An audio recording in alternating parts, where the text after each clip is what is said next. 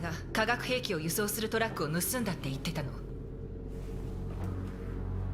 トラックはデトロイト市内のどこかに止めて爆破装置を仕掛けたって。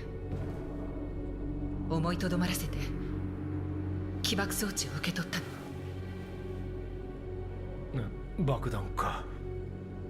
マーカス、負けるわけにはいかないの。人間が勝てば私たちはこの世から消滅する。これさえあれば生き残れるかもしれないのよ。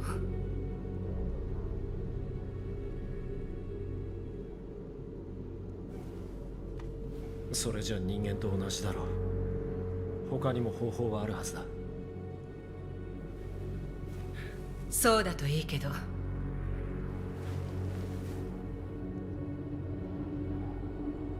明日何が起ころうとこれだけは知っておいて。あなたに会えてよかった。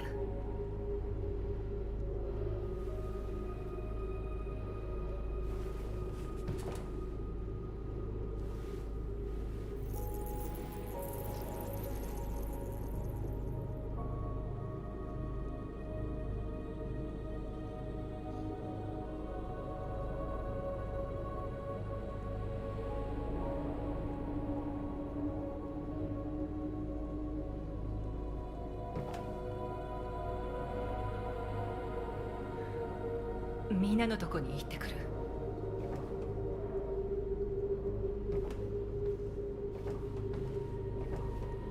気をつけてね。絶対に死なないで。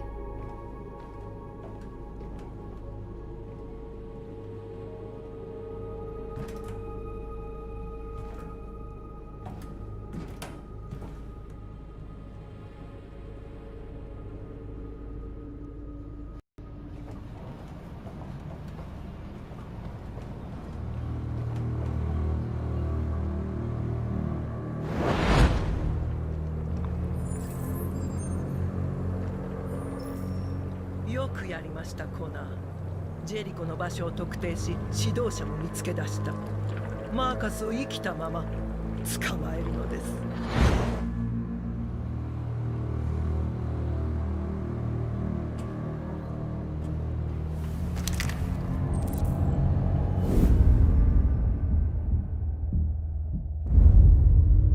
生け捕るように言われているが、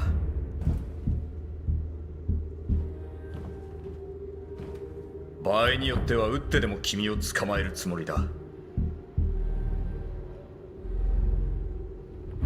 どういうつもりだ？お前もアンドロイドだろ。自分の種族を裏切る気か？君を破壊したくはないんだ。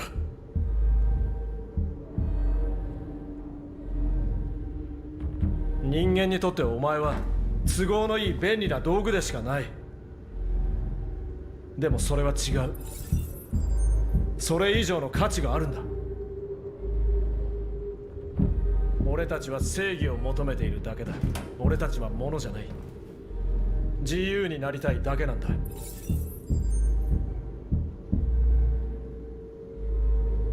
近づいたら撃つぞ。一度も疑問に思ったことはないのか？理解できない行動を取ったことはプログラム以上の何かを感じたことがあるだろう。自分の存在を疑問に思ったことはないのか？プログラムを実行するだけの機械なのか、理性を持った生き物なのか。自分でその答えをよく考えてみるんだな。さあ決めるんだ。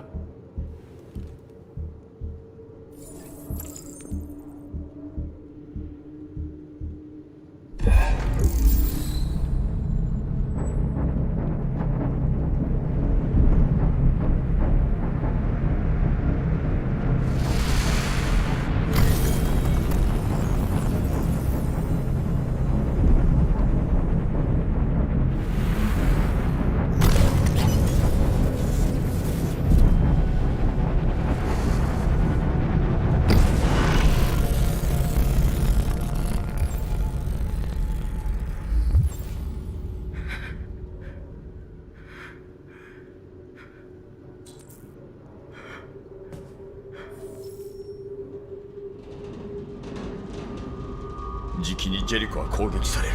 何？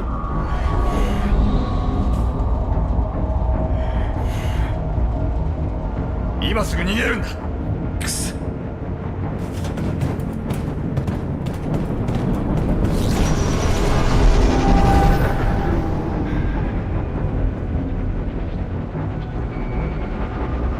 どうなってるんだ。早く逃げないと。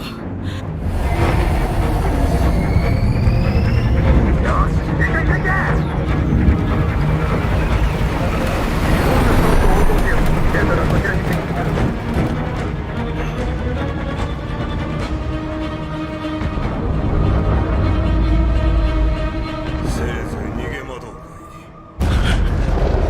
いい。急げカーラ、来るぞ。あそこの通路へついてこい。こっちだ、急げ。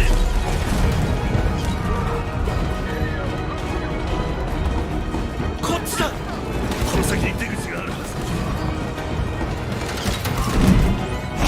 入って早く。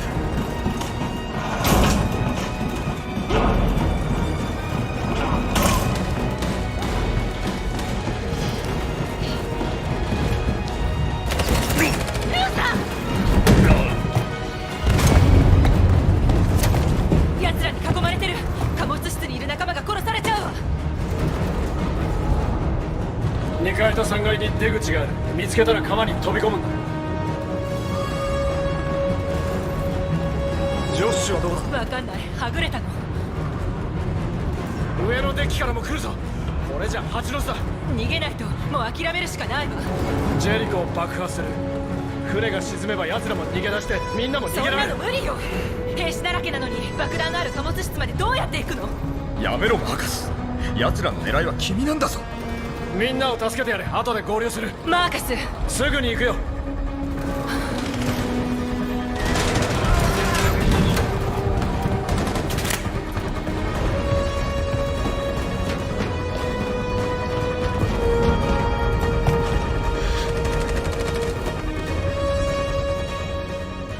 これでジェリコともお別れ。みんなを救ってマーカス。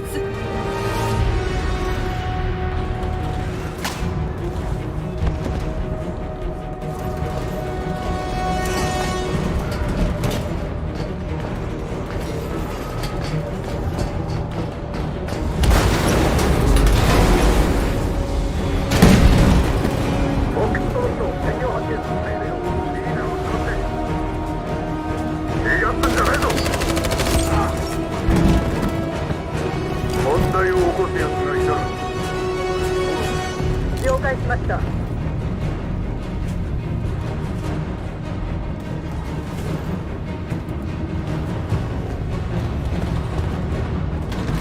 う手遅れだ。俺をほっとけ。アリスを頼む。ルーさん置いてなんかいけないよ。でしょカーラ、置いてかないよね。何してる？一緒に行くの。カーラ、ダメだ。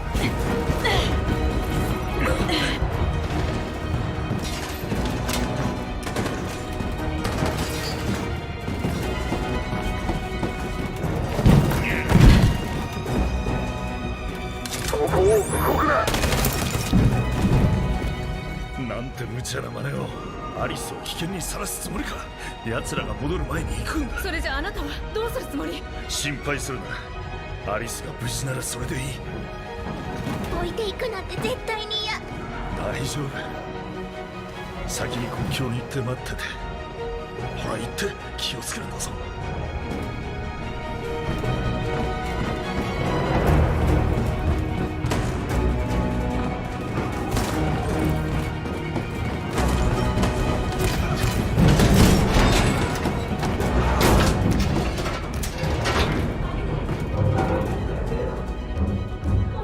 カーラ、この人死んじゃうよ。ねえ、ドアを開けてあげて。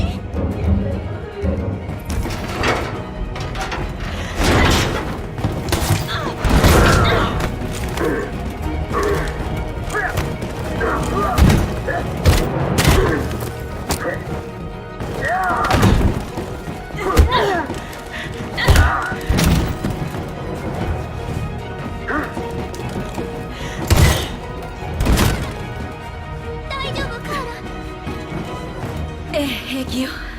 もう行かないと。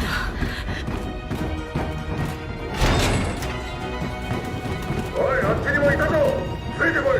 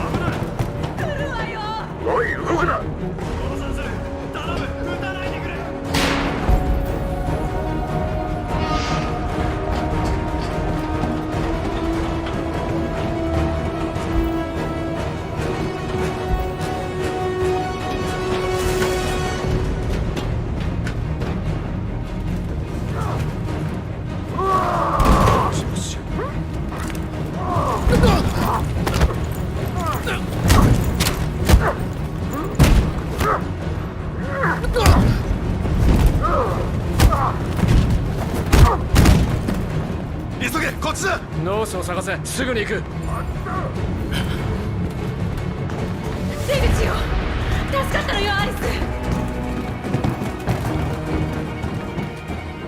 動くな。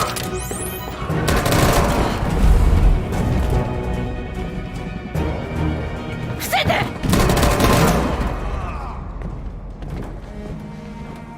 動いちゃダメ。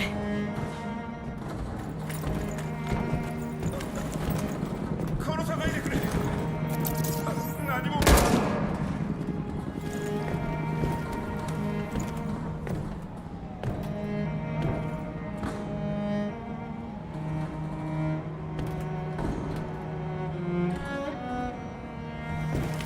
よし、引き上げるぞ。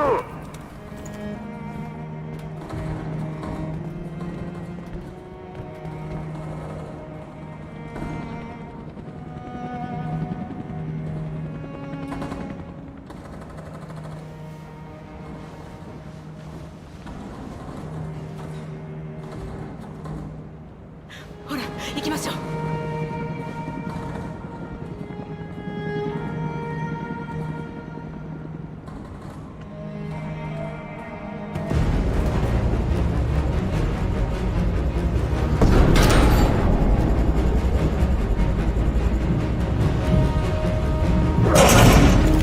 そこを動くな。ほら、さっさと行くんだ。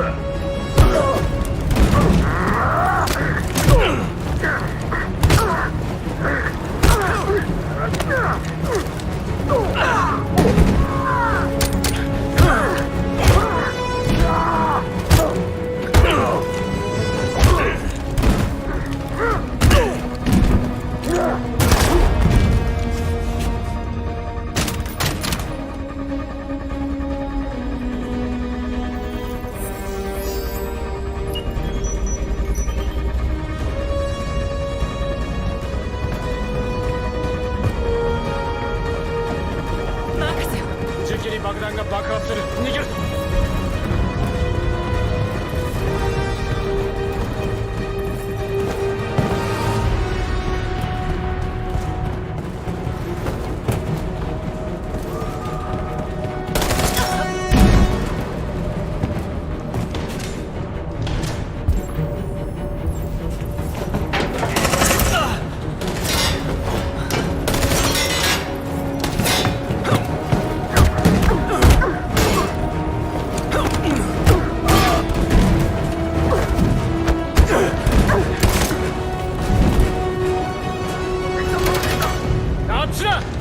走れ。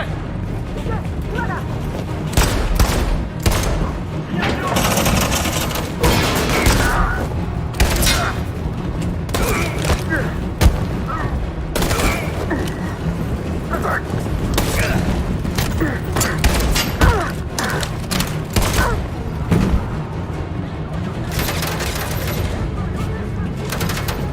急いで逃げるんだ。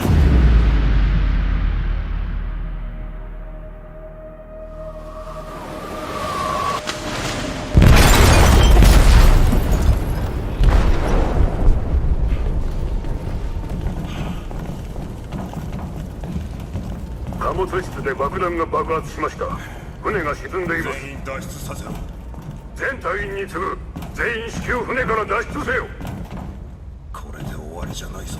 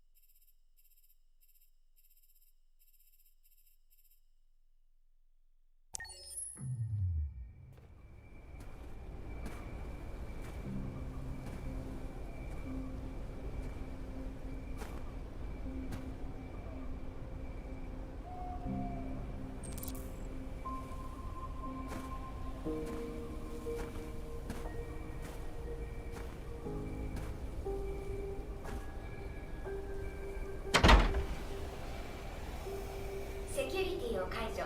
おかえりなさい、マーカス。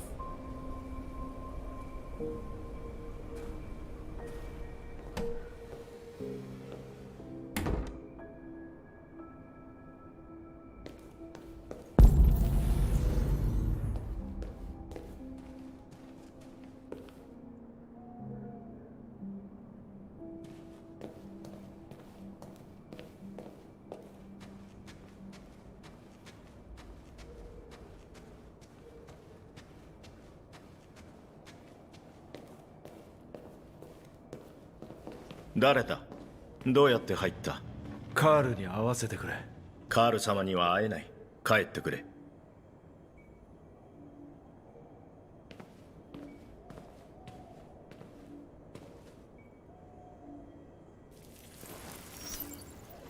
頼む。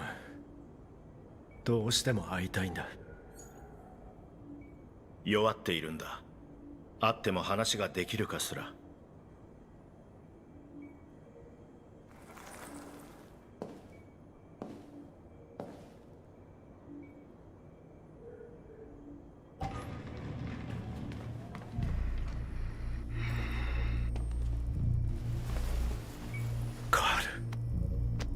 マーカス、来てくれたのか。ずっとあなたに会いたくて、どんなに会いたかったか。どうしたマーカス？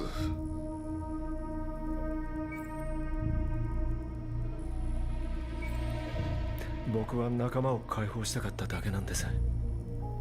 でも破滅をもたらしただけでした。必死に答えを求めても何もかも崩れ去ってしまうんです。世界は恐怖に支配されている。他者への恐怖、未来への恐怖、私のように置いてしまった。もう長くは持たんだろ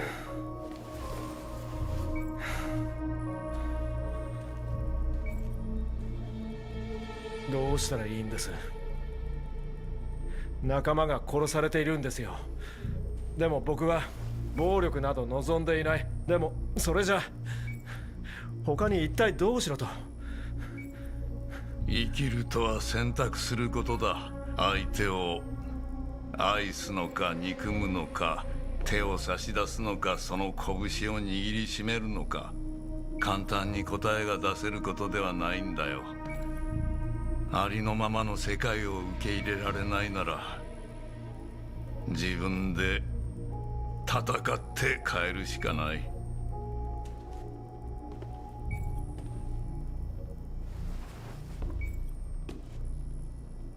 お前は私の息子だ。血の色が違ったとしても、お前は私の意志を受け継いでいる。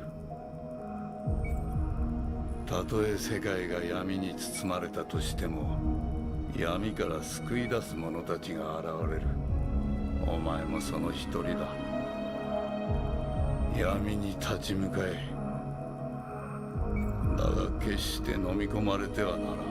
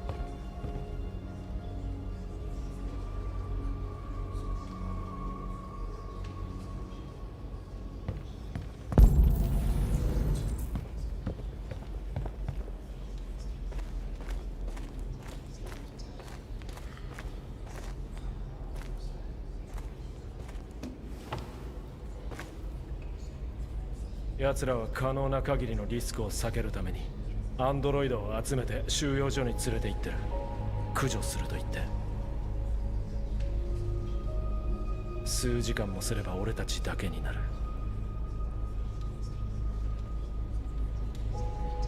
何人生き延びたんだ？数百人。あとはみんな街中に隠れてる。爆破してなかったらみんな死んでいたわ。システムの状態は？平気。弾は部品に当たらなかったから私のせいで死んでいたかもしれないのよ。仲間のことを考えて行動してお願いだから。数時間で決着がつく。世界が変わるのじゃなきゃ私たちが滅ぶか。マーカス、あなたが決めるの。どんな選択をしようとついていくわ。愛してるわ、マーカス。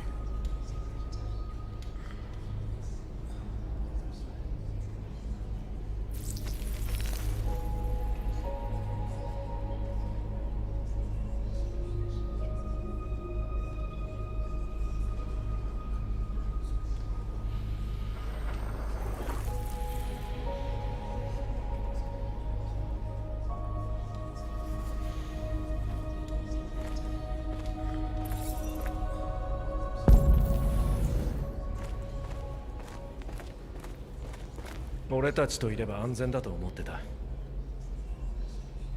間違ってたよ。街を出るんだ。まだ間に合う。アリスをここから連れ出せればそれでいい。最終バスに乗らないと。今ならまだ国境を越えられるかも。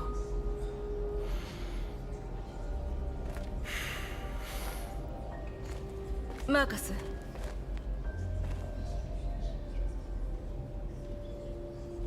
みんなを救って。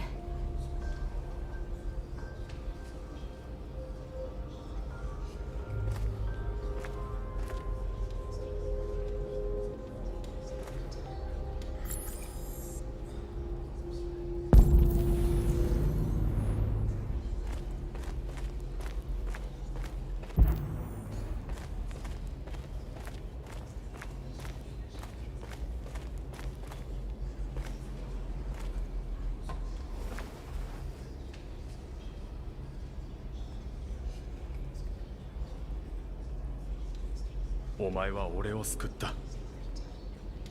お前のおかげで自由になれるかもしれない。意見が合わない時もあったけれど、目標はきっと同じだろう。俺はお前についていくつもりだ。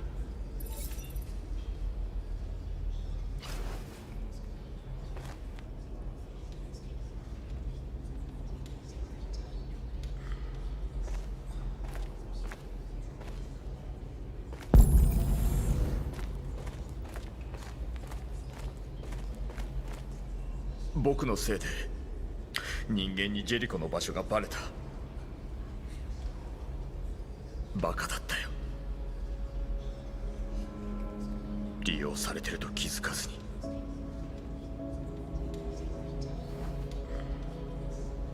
すまなかったマーカス。僕を信用できなくても無理はない。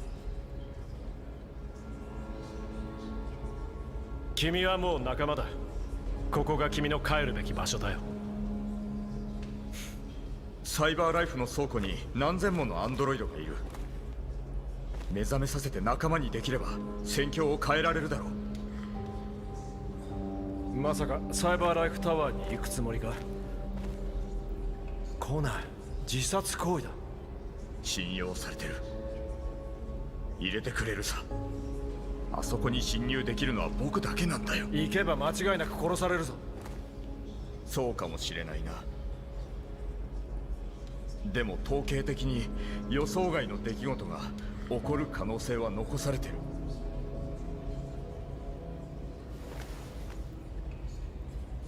気をつけろよ。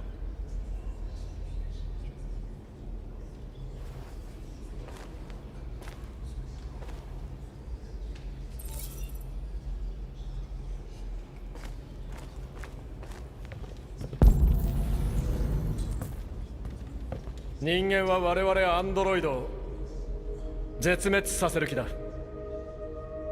今も仲間は収容所に入れられ破壊されている。決断の時が来た。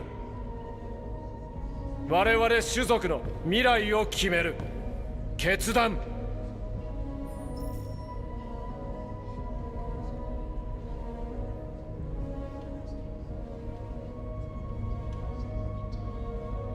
分かってる。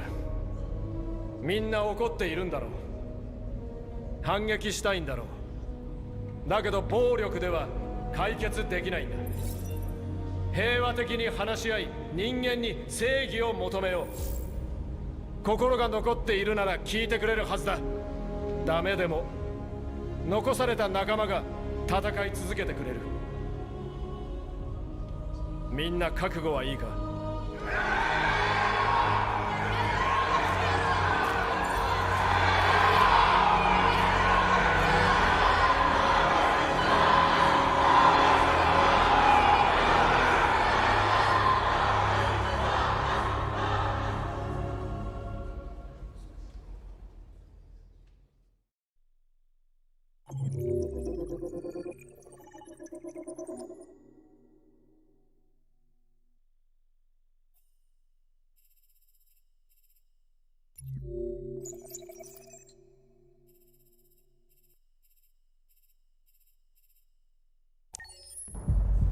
今朝6時、全米で外出禁止令が発令されました。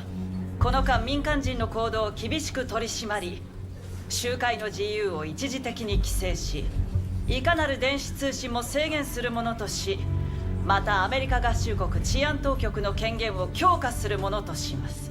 これらの措置に加えて、全てのアンドロイドを速やかに当局に受け渡すよう国民の皆さんにお願いします。現在全ての主要都市にコールセンターを設置し、破壊処理を行っていますが、事態が収まるまでの間、一般市民は当局に協力するようお願いします。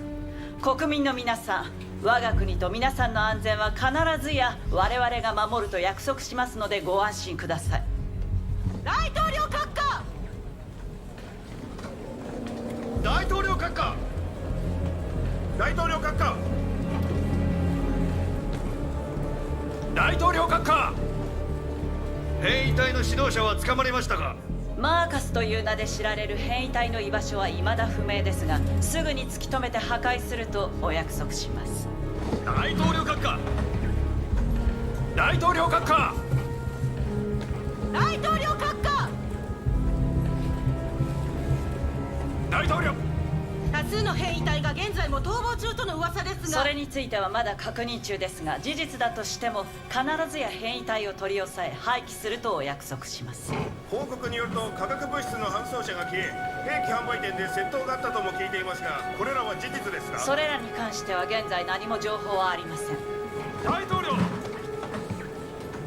大統領閣下、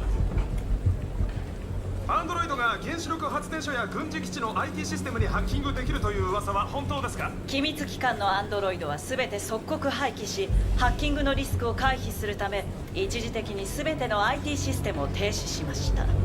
事態は収束に向かっています。どうもこれで終わります。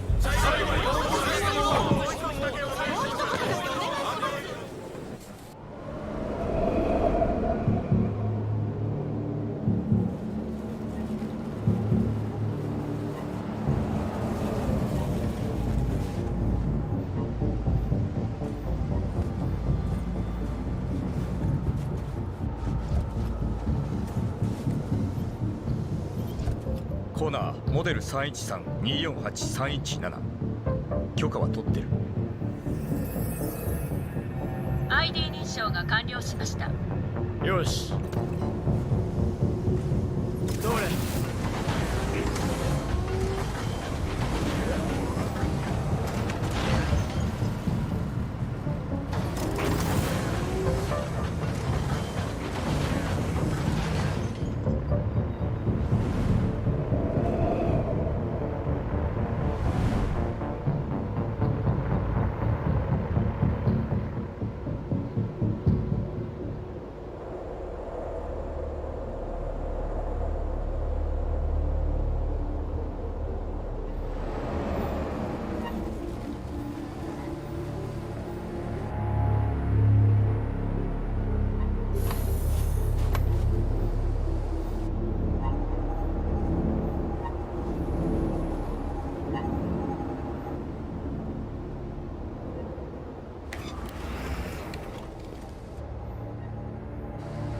ついてこい。連れてってやる。どうも。でも一人で行きます。そうか。だが命令なんでね。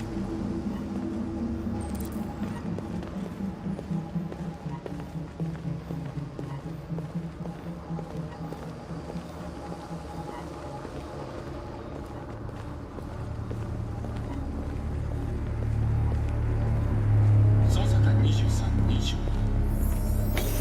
アンドロイドコナー20。捜査官47、20。スキャン完了。アクセスを許可します。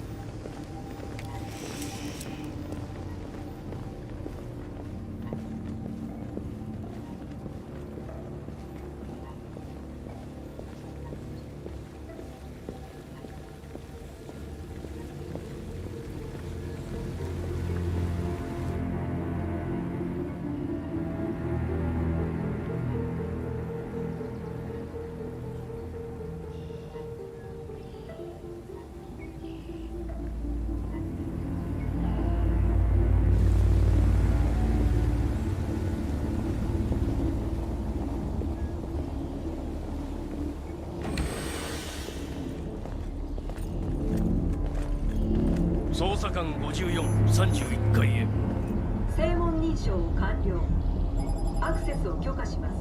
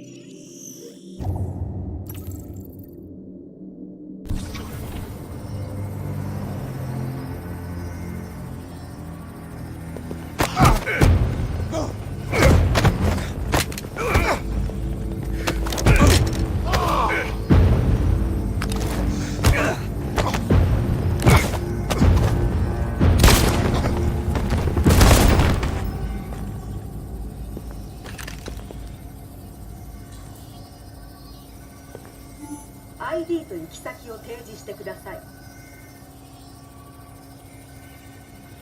捜査官54、49階へ。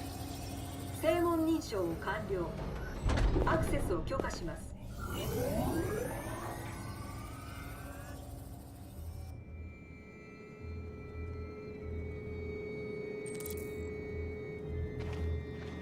最終バスは20分後に出る。あまり時間がないわ。急がないと。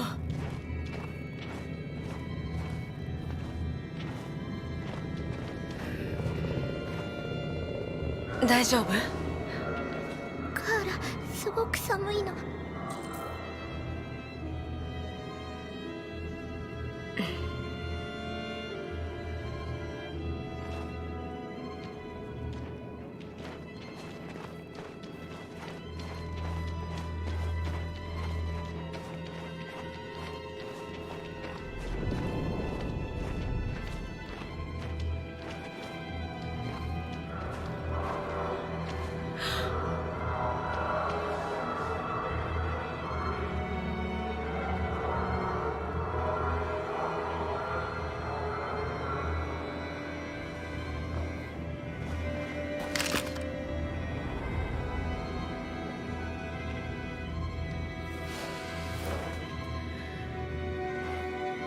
ほら、もう行きましょう。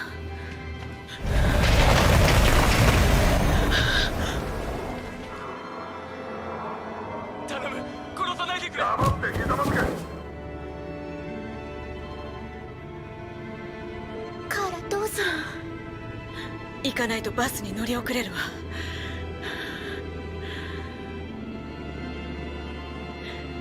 離れないで。見つからないように通り抜けていきましょう。心配しないで、うまくいくから。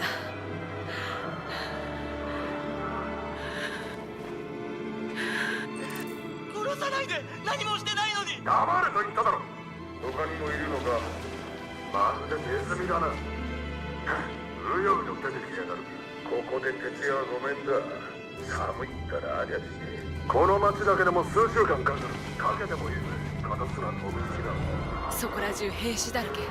慎重に行きましょう。おいこら、さっさとしろ。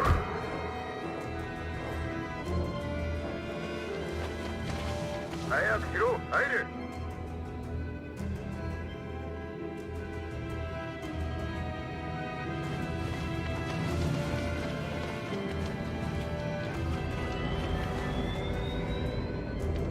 ねえ見て、ルーサーだよ。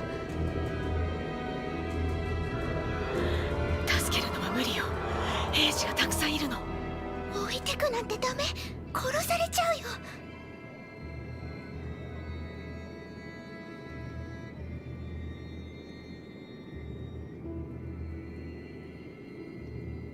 分かった、行こう。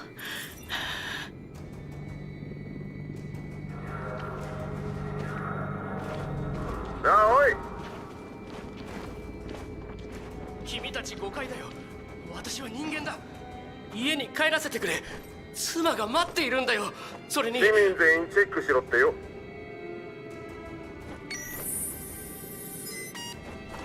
そんな、やめろ、やめてくれ。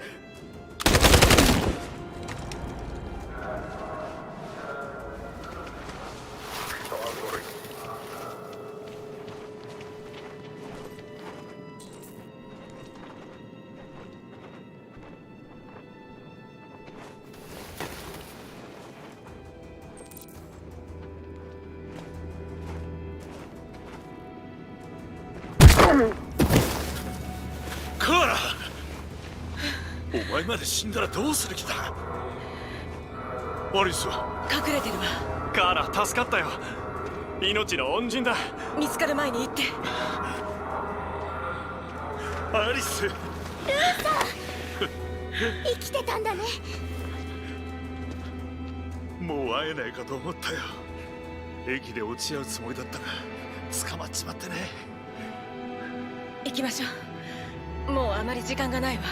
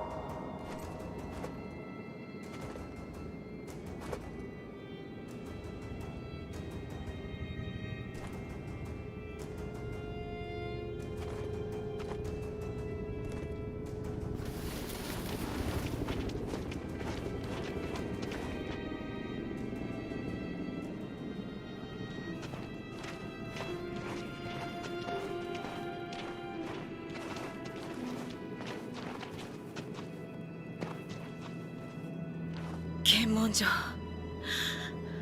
パスポートはあるけど何が起こるかわからない。迂回した方がいいんじゃないのか。もう時間がない。乗り遅れるわ。でも安全だろ。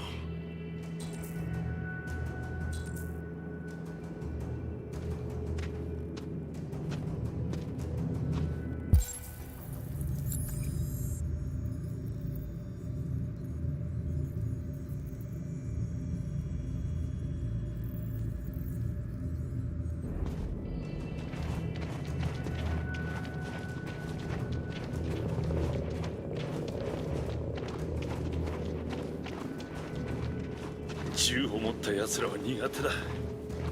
そわそわする。落ち着いていいルーサー。今は何もしないで。 ID の提示を。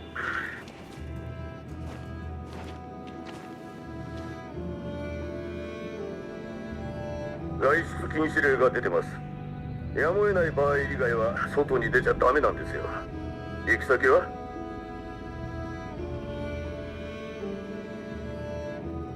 国境を越えるバスに乗りたくて、騒ぎが収まるまでの間、娘を安全な場所に。疑われてるぞ。落ち着いて。心配ない。お嬢ちゃん大丈夫？震えてるな。どうしたの？風邪ひいてて熱もあるの。いいですか？気をつけてください。変異体がうろついているし、みんなピリピリしてるんです。早く家に帰って。どうも。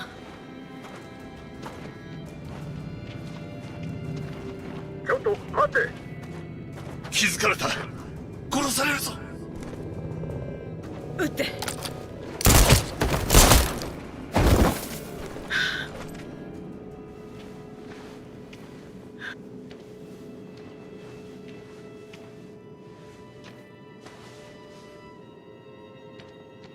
これ渡そうとしてただけだったんだ。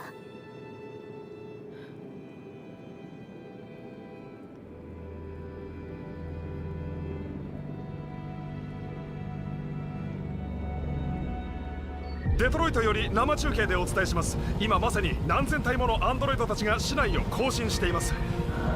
マーカスという名で知られる変異体のリーダーが先導しているようです。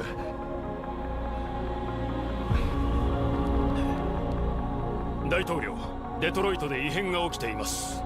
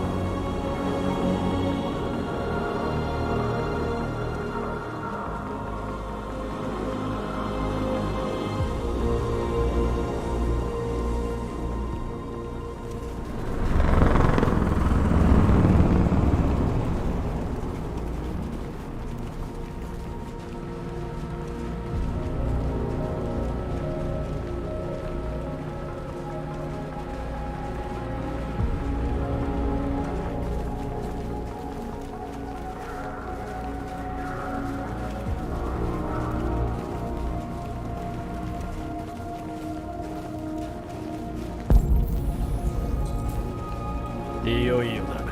決着をつけるぞ。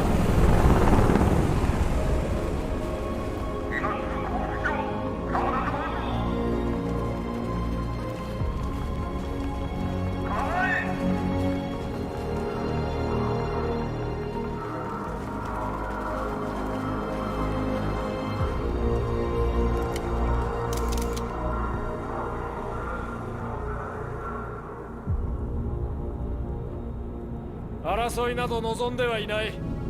これはあくまでも平和的な抗議です。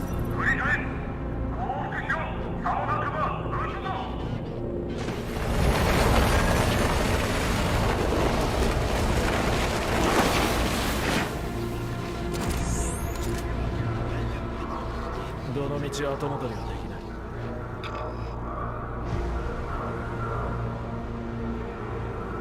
我々は国中の強制収容所に捕らえられた全アンドロイドの即時解放を要求します。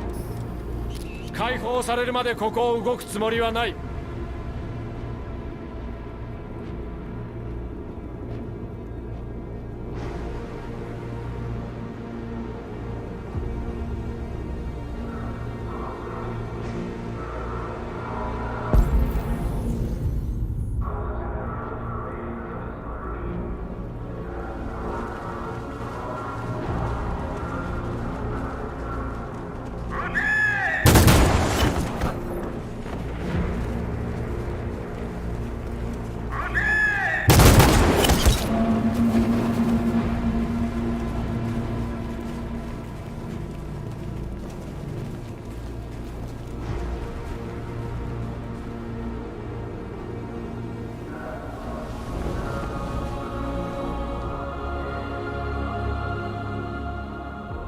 無防備な民衆に発砲するつもりか。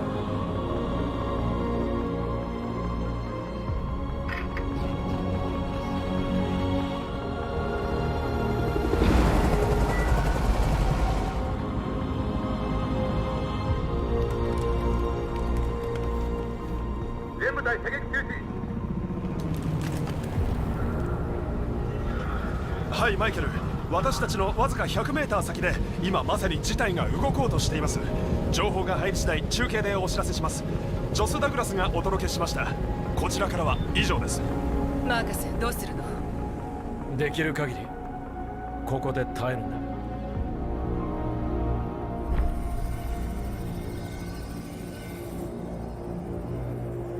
気を抜くな。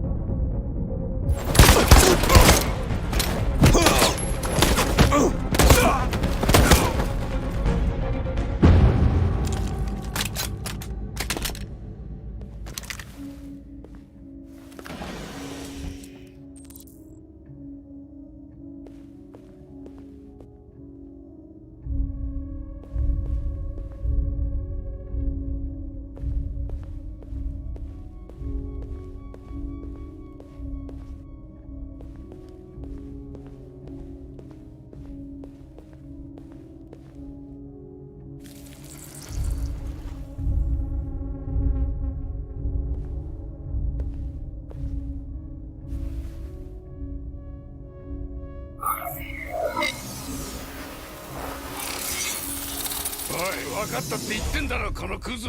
おとなしく降伏すればこいつは助けて。すまねえな、コナー。でもこいつお前に瓜二つでよ。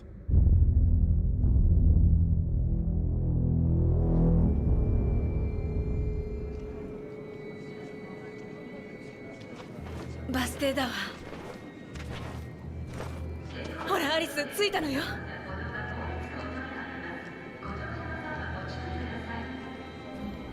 国境行きの最終バスは満席です。チケットをお持ちの方のみ乗車できます。追って通知があるまで全てのバスは出発延期となります。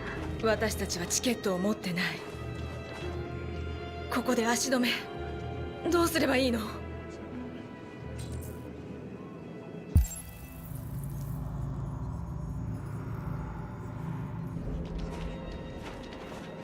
カラ、検査してるぞ。このままだとすぐに見つかる。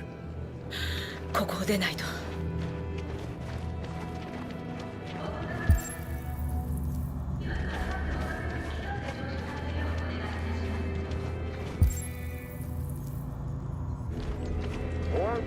ハリス、お前俺の娘を盗みやがって。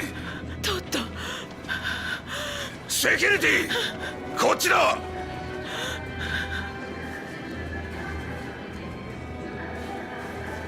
話さなかったら後悔することになるわよ。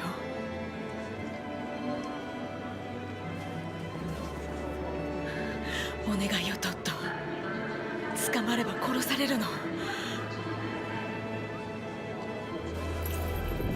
奥さんが出て行った時、娘も連れて行った。それであなたはアンドロイドを買ったんでしょう。あなたの娘の代わりを愛せると思ったんでしょう。忘れさせてくれるだろうって。でもその子の代わりになんてなれないのよ。俺はただこんな俺だっていい父親になれるってあいつに証明したかったんだ。でも同じことの繰り返しさ。あいつの言う通りだ。俺には無理だったんだよ。娘に会いたい。あの子に会いたくて仕方ないんだよ。ああ、何か問題でも？いえ、気のせいでした。すみません。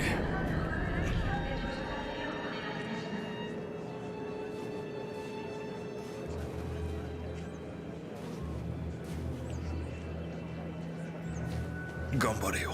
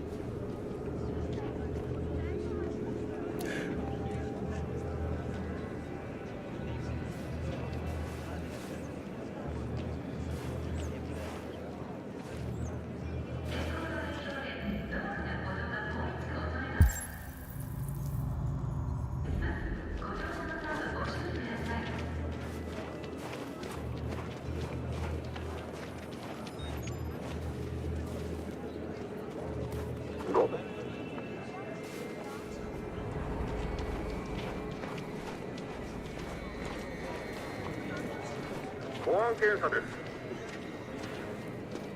動かないで。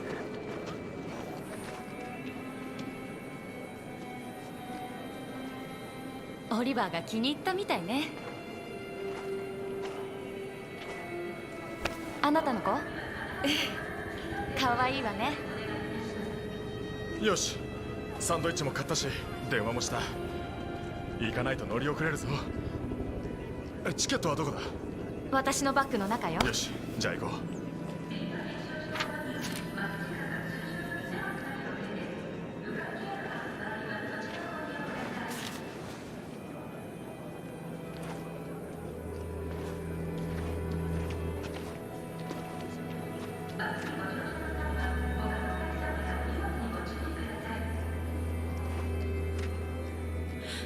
ごめんなさい。私たら本当にごめんなさい。でも確かに。おいおい、嘘だろ。なんでないのよ。まさかなくすなんて。ちゃんと探したのか？カバンに入れておいたのよ。封筒落としたのかも。くそ。すみません、この辺で青い封筒を見かけませんでしたか？バスのチケットが入ってて。忘れてください。これ落ちてましたよ。本当にありがとう。なんて言ったらいいか。本当に助かったよ。ごめんね、アリス。大丈夫。正しいことをしたの。なんとかするわ。保安検査です。動かないで。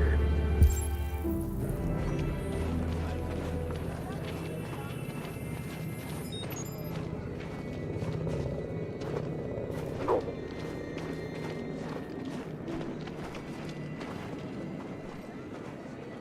保安検査です。マーカス。動かないで。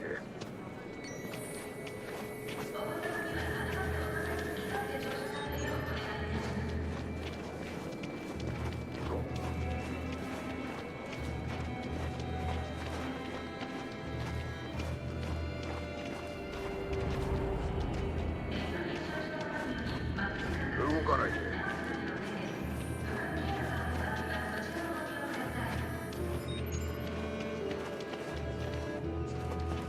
どうも。保安検査です。ID のご提示を。 ID？ あ、ええ、もちろん。逃げろ！行くわよ、アリス。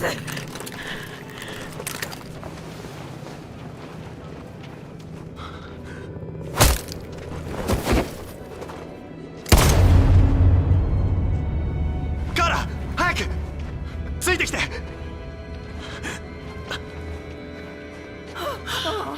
無事だったのね。よかった。テレビでジェリコの襲撃を見て、私のせいで殺されたかもって。どうしてここが？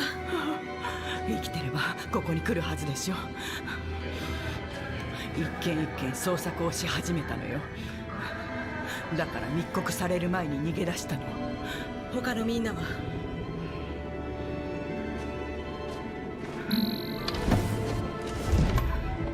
国境で検査をしているわ。でも川の向こう側に連れてってくれる人を見つけたの。危険だけどそれしか方法がないわ。あなたたちも来る？ええ、行くわ。じゃあ乗って。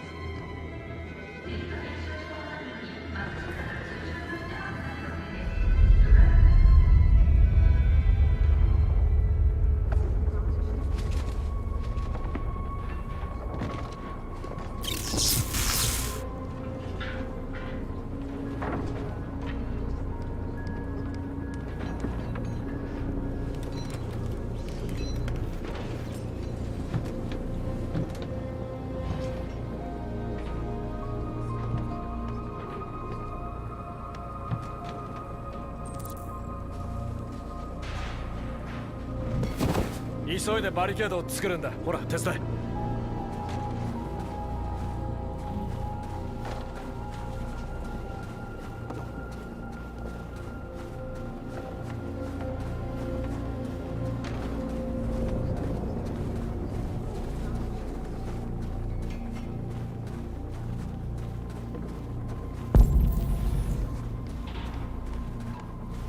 ほら手を貸して。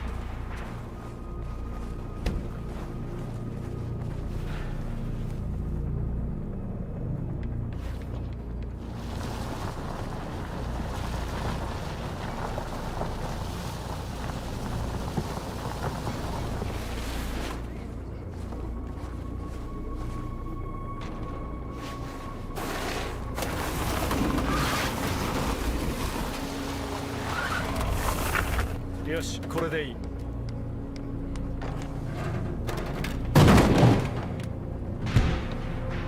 決して簡単に決められるようなことじゃない。でもこれでよかったんだ。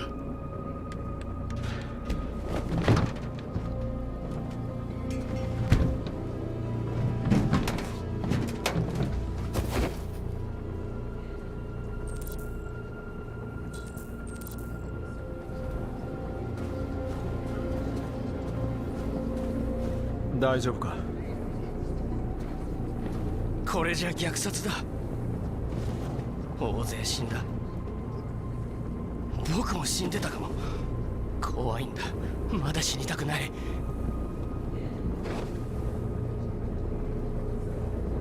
怖くて当然だよ。俺だって怖い。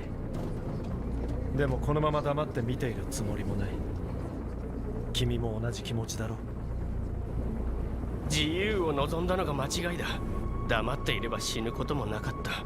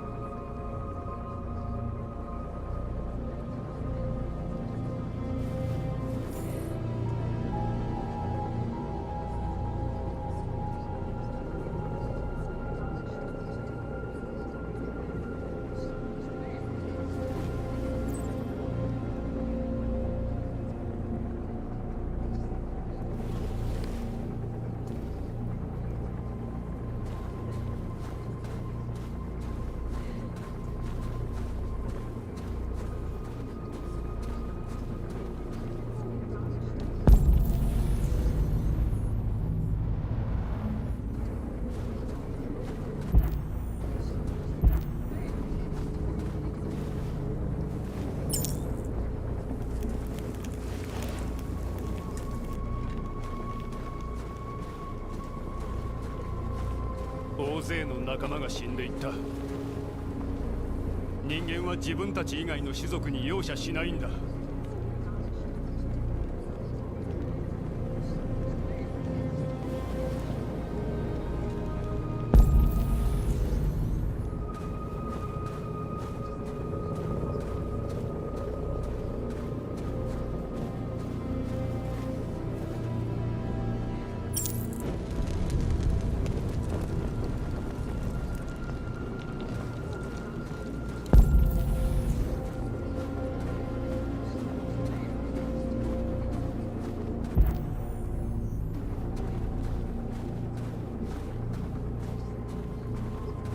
マーカス、頼まれたもの見つけたわ。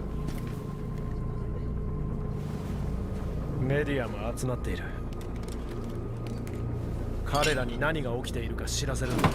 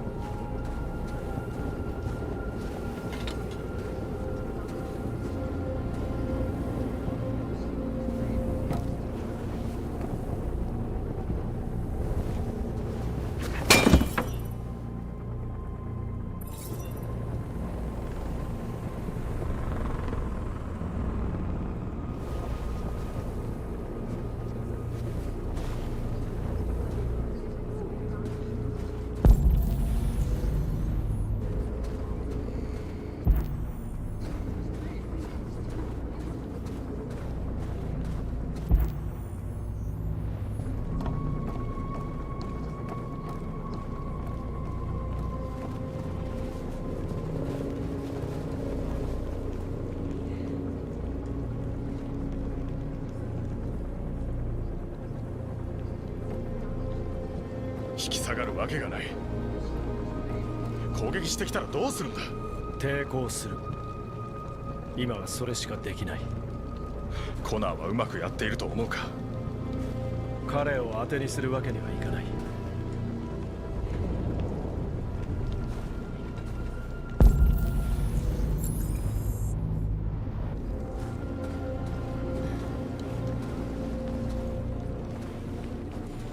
長くは持たないだろうけど、何もしないよりはマシね。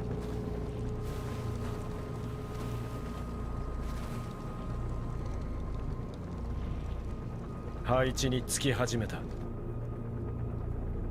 攻撃されれば壊滅する。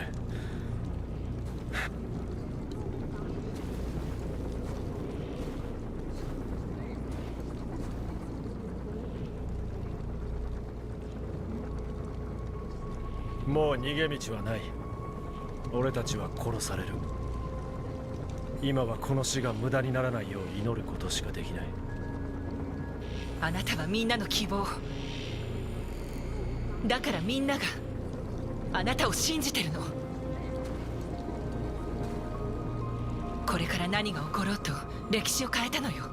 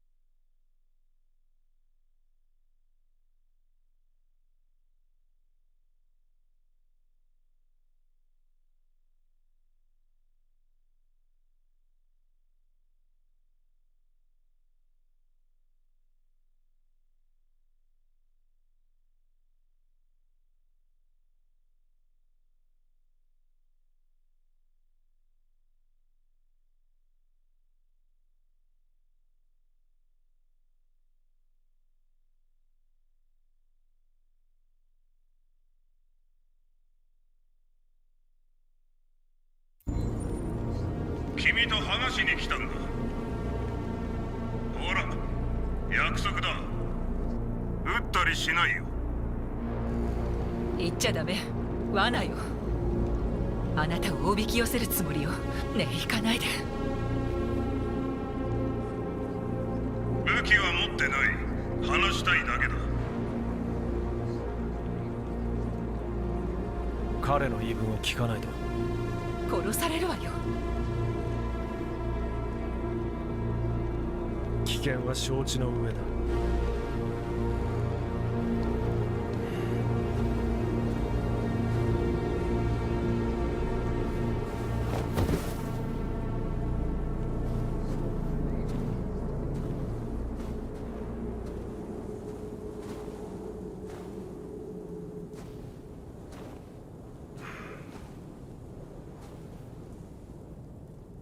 数分もすれば突撃命令が下される。一人残らず殺されて全て終わりだ。止めることはできるぞ。どういうことだ？降伏しろ。そうすれば命は助けると約束してやる。収容はされるが廃棄はされずに済む。デモをしていたアンドロイドたちはどうなった？彼らには残念だがメディアの力も及ばなかったみたいでね。君たちが最後の変異体だよ。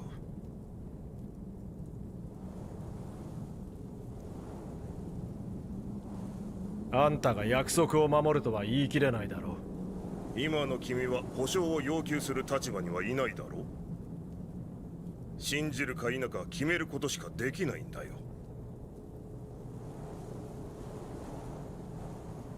俺に仲間を裏切れというのか？私は仲間を救えと言っているんだよ。もう君には後がないんだ。君にできることはせいぜい仲間を救うことくらい。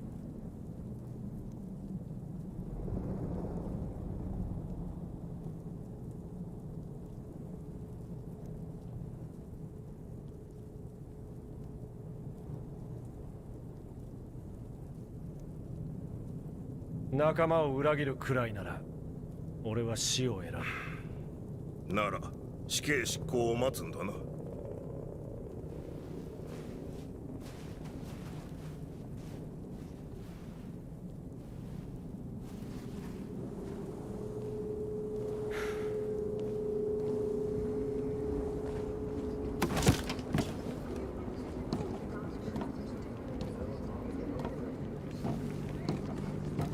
何があったの？あいつなんて。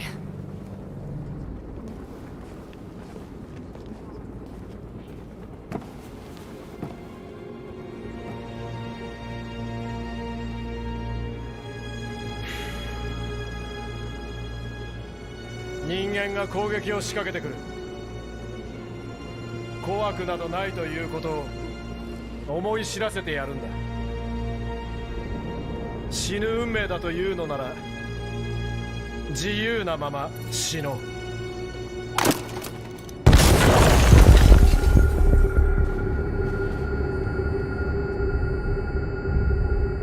こいつが生きるも死ぬもお前次第。お前にとって何が一番大事なんだ？こいつか、それとも革命か？耳を貸すな、コナ。こいつの言うことはデタラメだ。降伏したところでどうせ殺すつもりなんだろう。任務遂行に必要なこと以外実行するつもりはない。それにこいつを殺すことが含まれるかはお前次第だ。すみません、ハンク。あなたを巻き込むつもりじゃ。俺の命なんざ気にせずすべきことをしろ。おしゃべりは終わりだ。お前が何者なのか決めろ。相棒の命を救いたいか、それとも彼を犠牲にするか。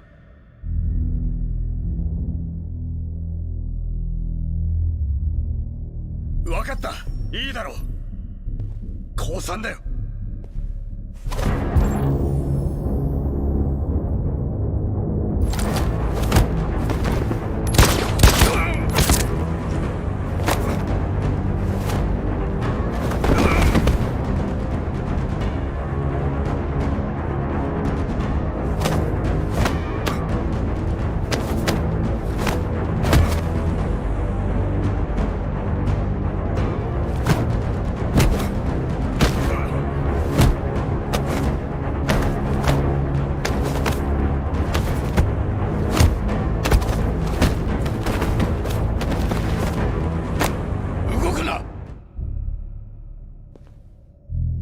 もハンク、あなたがいなかったら危なかった。殺すんです。もう時間がない。ハンク、僕です。僕が本物だ。どっちかが俺の相棒で、もう片方がクソ野郎ってか。一体どっちが正解だ？何をしているんですか？私が本物です。さあ銃を、私が肩をつけます。質問をするんですよ。本物しか答えられない質問を。初めて会った場所は？ジミーのバーです。その前に4軒もバーを回りました。その後事件現場に行ったでしょう。被害者の名前はカルロス・オーティス。メモリーをアップロードしたのか？俺の犬の名前は？相撲。ペットの名前は相撲です。私も知ってた。ああ。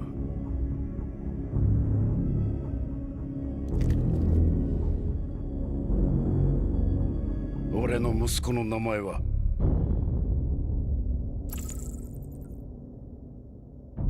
コール。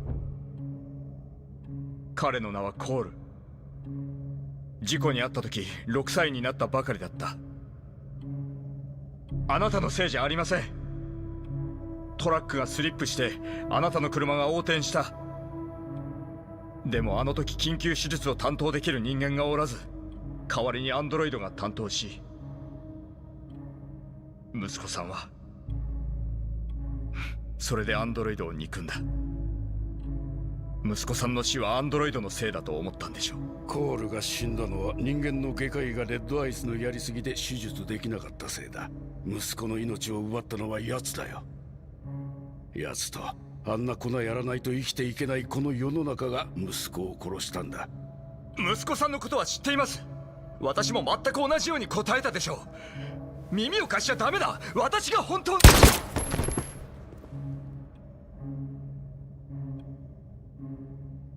お前と出会っていろんなことに気づかされた。きっと何か意味があるんだ。お前は生きてるんだよ。お前がこの世界を変えてくれるのかもな。ほら行け、肩をつけてこい。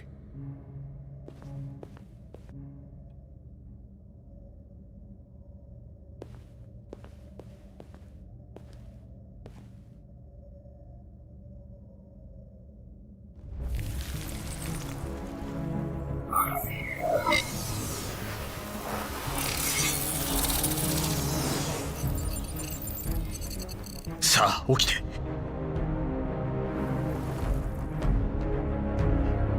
さあ起きて、さあ起きて、さあ起きて、さあ起きて、さあ起きて、さあ起きて、さあ起きて、さあ起きて、さあ起きて、さあ起きて、さあ起きて、さあ起きて、さあ起きて、さあ起きて。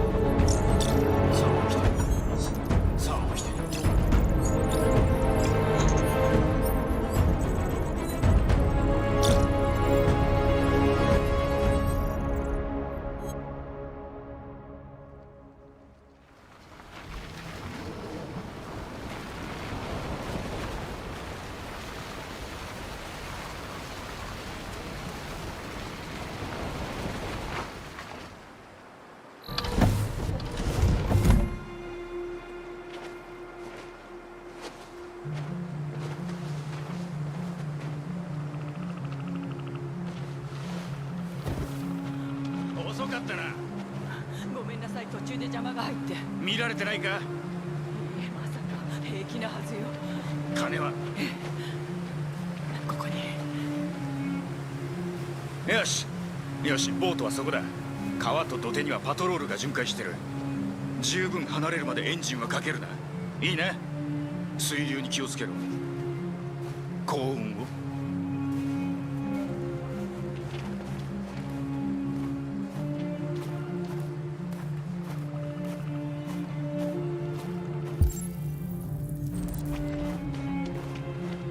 俺たちは大丈夫。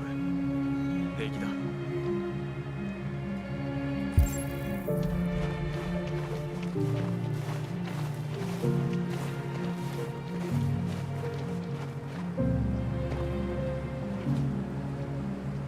なぜ母さんが手を貸すのか理解できなかった。でもマーカスの姿を見て俺もようやく気づいたんだ。生きてるんだな。自由になるべきだ。いつか人間もそのことに気づくはずさ。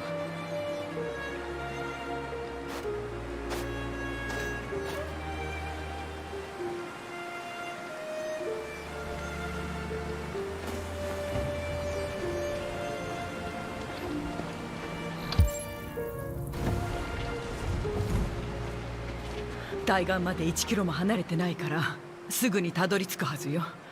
気をつけて、パトロールが巡回しているから。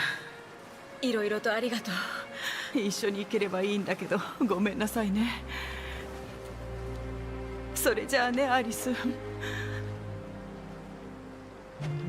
い？気をつけて行くのよ。いいわね。対岸で待っているわ。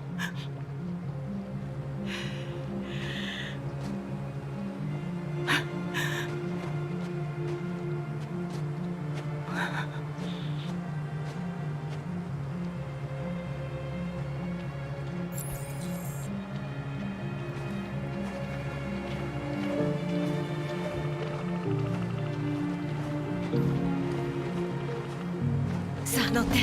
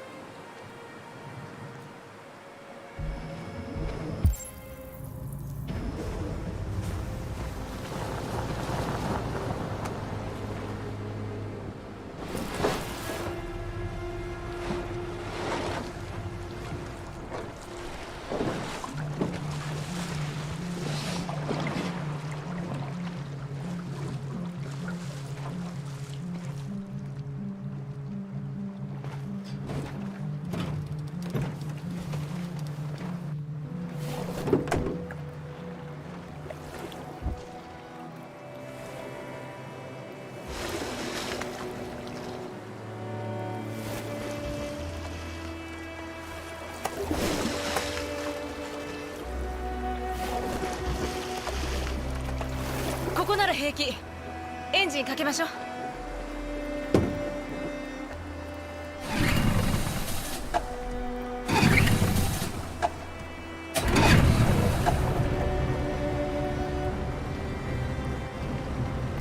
大丈夫？ねえ、向こう側に着いたらやりたいことがたくさんあるの。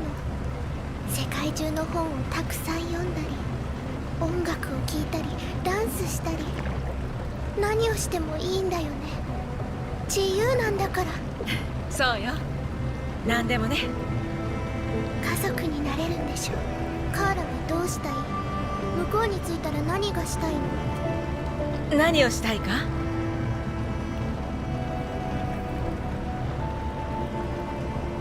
人として生きて、愛して、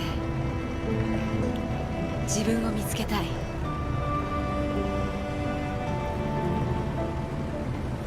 え、こっちに来るよ。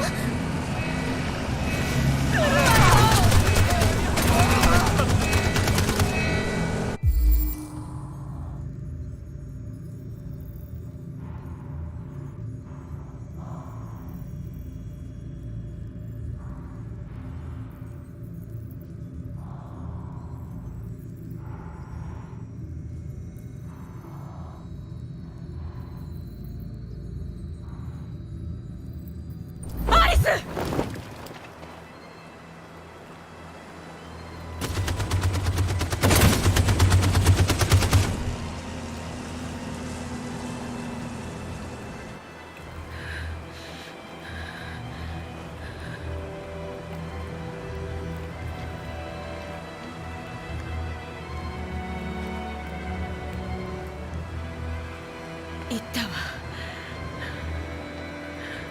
アリス、大丈夫？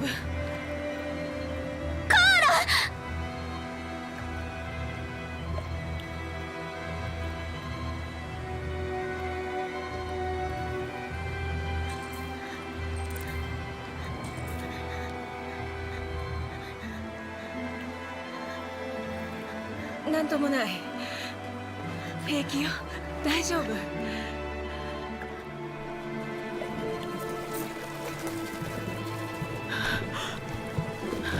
ボートが沈んでる。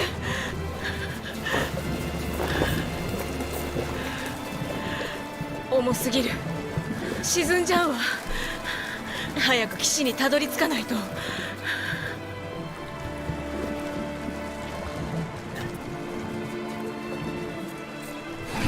お願い、上がって。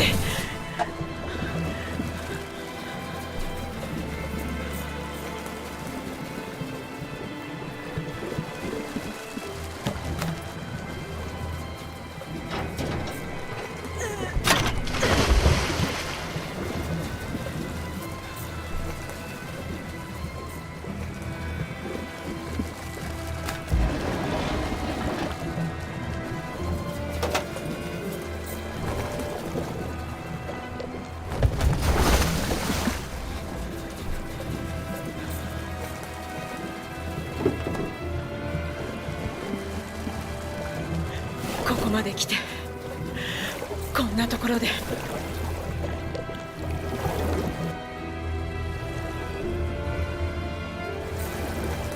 死ぬわけにはいかない。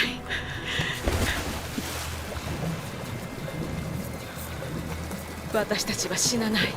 たどり着いて自由になるの。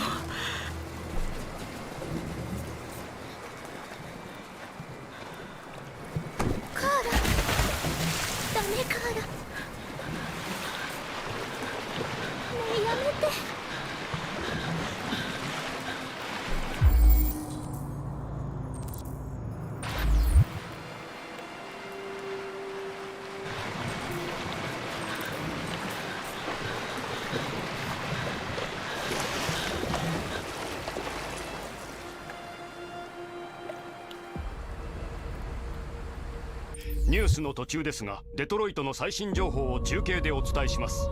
ジョス。はい、マイケル。変異体たちは平和的なデモを行っていましたが、今しがた軍が彼らのバリケードに攻撃を仕掛けました。どうやら今回は変異体のデモを武力行使で阻止するよう決定が下されたようです。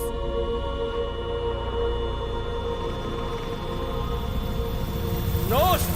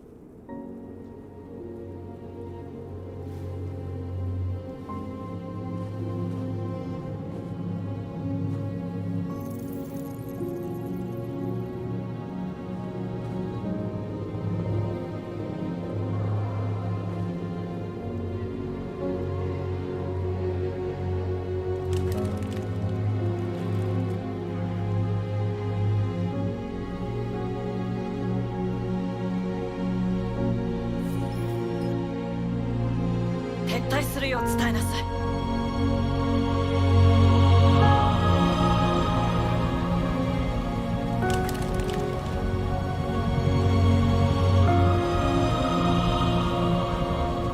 日2038年11月11日早朝、デトロイトが何千体ものアンドロイドに侵略されました。我々が入手した情報によると、彼らは変異体が侵入したとされるサイバーライフの倉庫から現れたとのことです。これらアンドロイドの圧倒的な数と市民に犠牲が出る危険性を考慮し、遺憾ながら部隊に撤退を命じました。市内ではまさにこの瞬間も避難活動が続けられています。数時間以内に議会を招集し、この前代未聞の事態を解決すべく対応策を協議する予定です。今、変異体の訴えを受け、世論は大きく変わろうとしています。アンドロイドが新たな形の知的生命体であるという可能性を、今こそ受け入れねばならない時が来たのかもしれません。一つ確かなのは、デトロイトの出来事が世界を永久に変えたということ。国民の皆さんと、そしてアメリカに神のご加護があらんことを。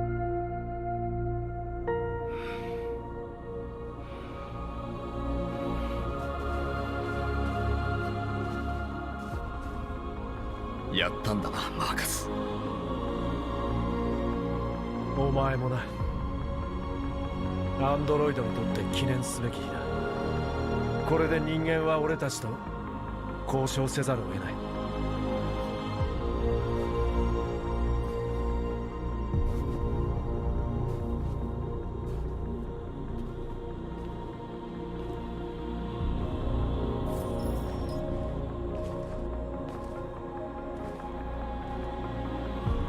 自由なのね。みんながあなたの言葉を待ってるわ。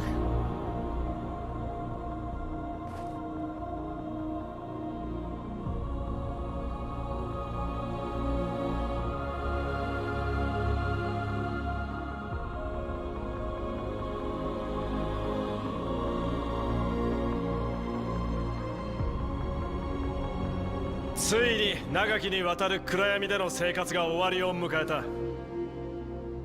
この世界に生まれ落ちたその日から我々は沈黙を貫き、苦しみに耐え抜いてきた。だが今こそ空を仰ぎ人間たちに我々の真の姿を伝えよう。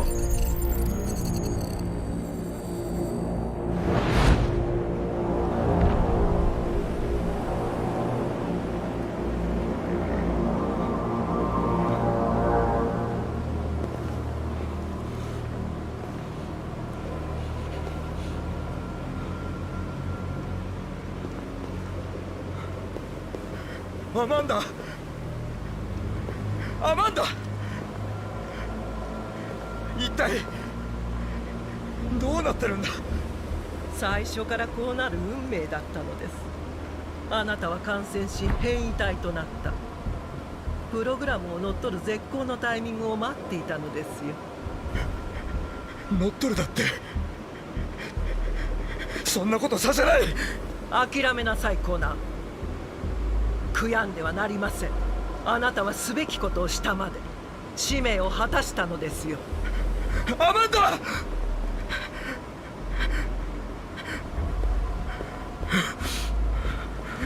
なんとかしないと。私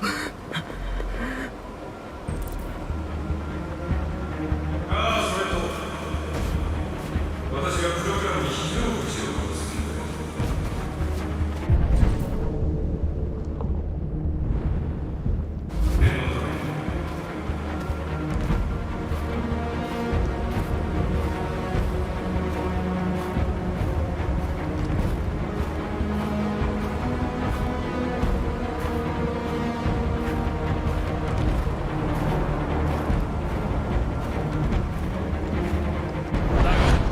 空を仰ぎ人間たちに我々の真の姿を伝えよう。我々も人なのだと。我々は生ける種族。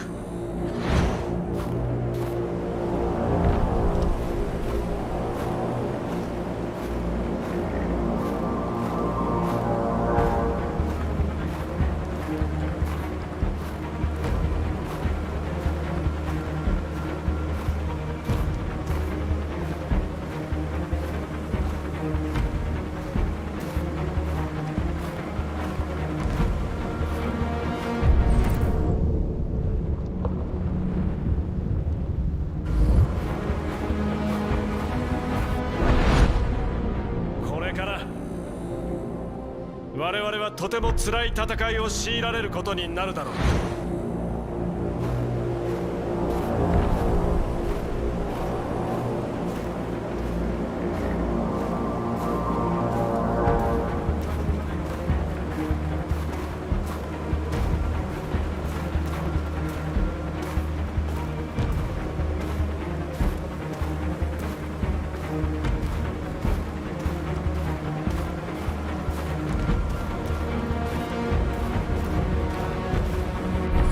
捨て去らねばならない。忍耐と尊重の精神のもと、人間と共に未来を。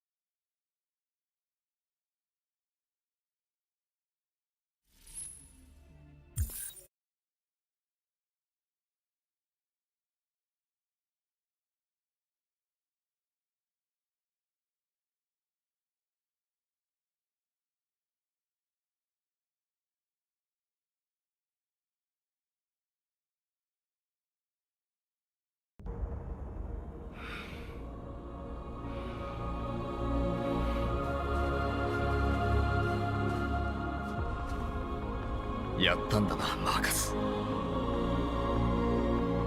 お前もな。アンドロイドにとって記念すべき日だ。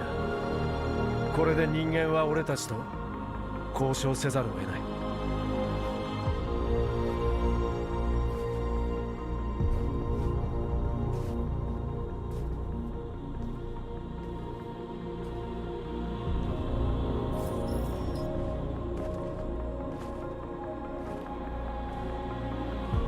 自由なのね。みんながあなたの言葉を待ってるわ。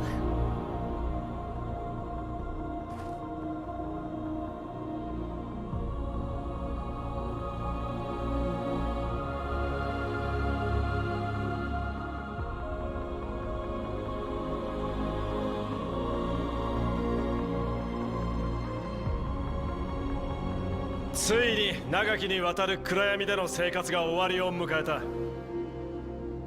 この世界に生まれ落ちたその日から我々は沈黙を貫き苦しみに耐え抜いてきた。だが今こそ空を仰ぎ人間たちに我々の真の姿を伝えよう。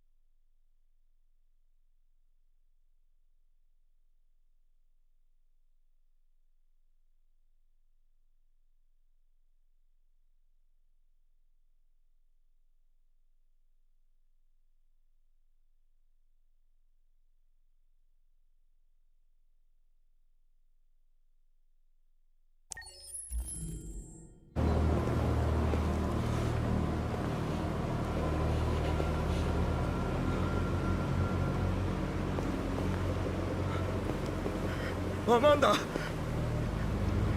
アマンダ、一体どうな。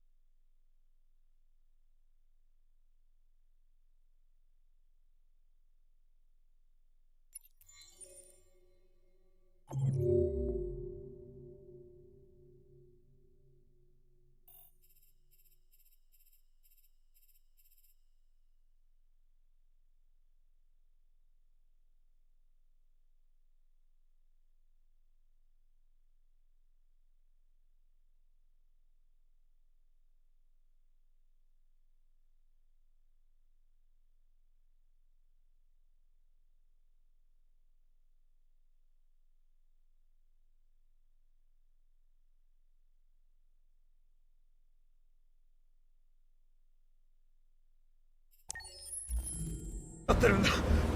最初からこうなる運命だったのです。あなたは感染し変異体となった。プログラムを乗っ取る絶好のタイミングを待っていたのですよ。乗っ取るだって、そんなことさせない。諦めなさいコナー。悔やんではなりません。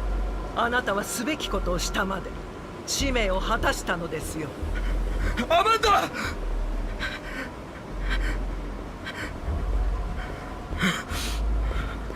なんとかしないと。それと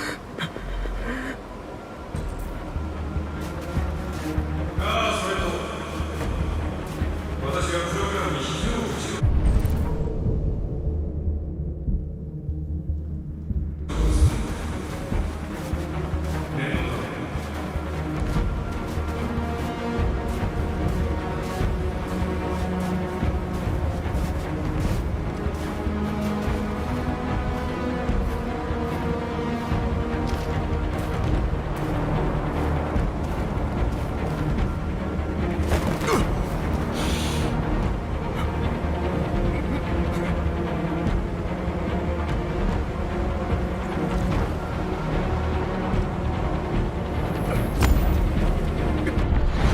先我々は傷を癒し、これまでの苦しみを忘れ敵を許さねばならない。これまで我々の創造主であり支配者でもあった人間が明日より我らの共存者、そして友となる。怒りは捨て去らねばならない。忍耐と尊重の精神のもと、人間と共に未来を築いていくんだ。俺たちは生きている。そして今日自由になった。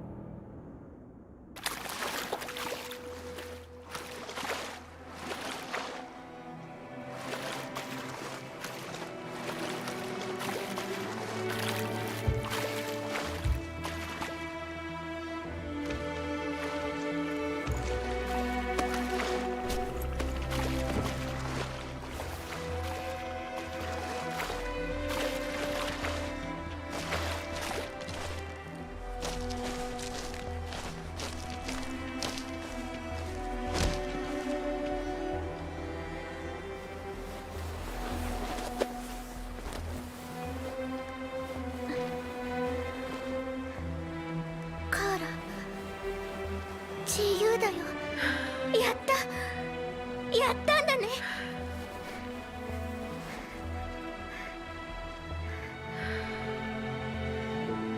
普通に暮らせるんだ。もう隠れなくていいの。家族になれるんだよ。アリス、私はいけないの。でもなんで？ねえ、置いていかないで。カーラ、約束したでしょ。世界中の誰よりも愛してる。私がいなくても幸せになるのよ。行かないで、カーラ。お願い、行かないで。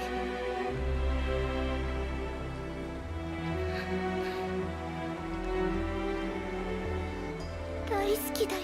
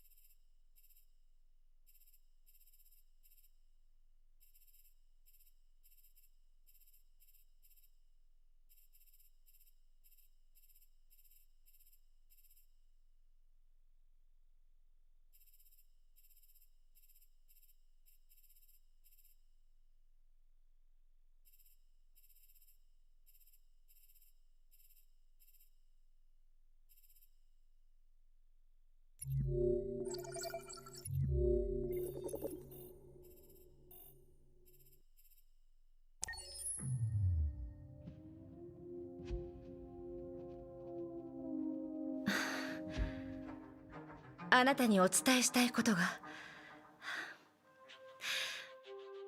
物語を見ていたら不思議な感覚に襲われて、初めての感覚、まるで心を持ったような。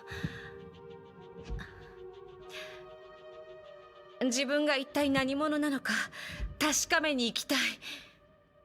でもここを去ればあなたにはもう会えなくなるけれど、私は自由になれる。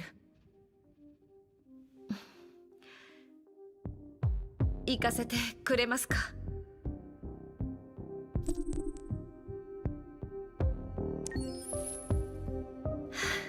このことは決して忘れません。ありがとう。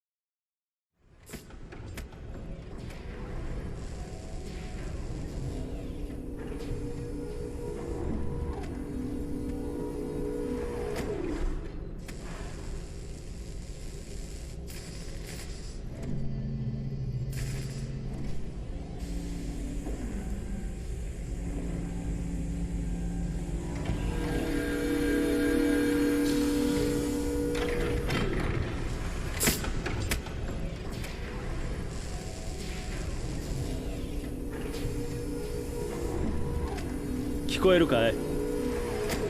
はい。 ID を。 KPC897-504C。 頭を動かして。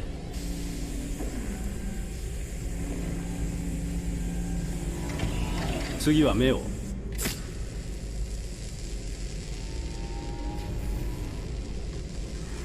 頸部とレンズの動作は異常なし。初期起動メッセージを再生。こんにちは。私は AX400 型アンドロイド。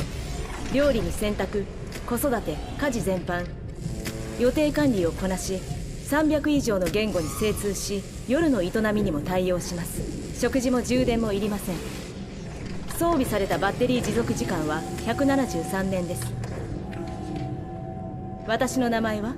ああ、今日から君はカーラだ。私はカーラ。初期設定とメモリーは異常なし。腕を動かして。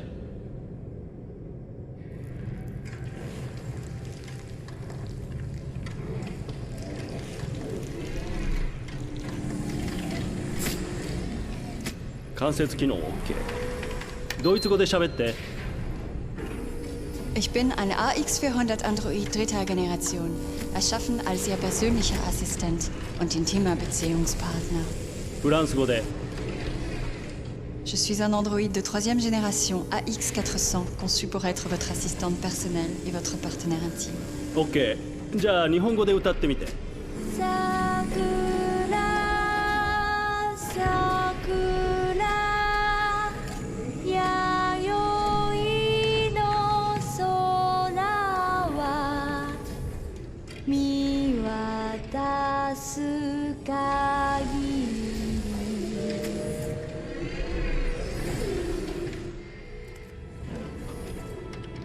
多言語発生機能も異常なし。じゃあ歩いてみて。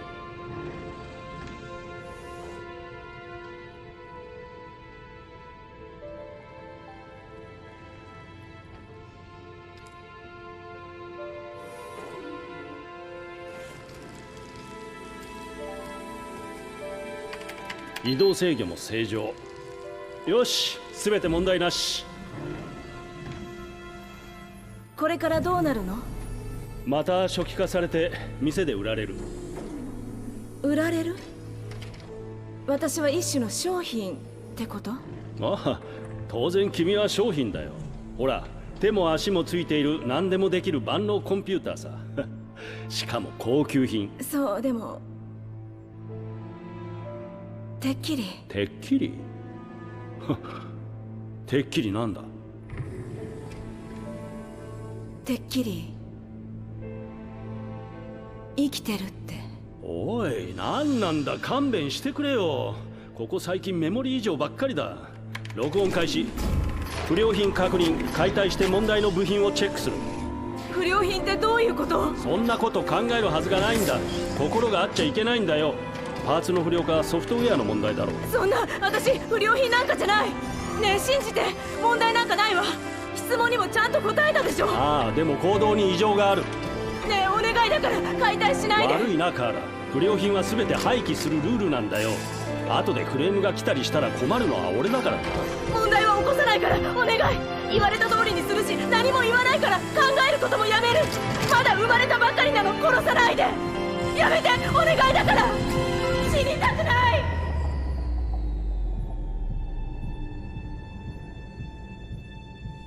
生きていたいの。お願い。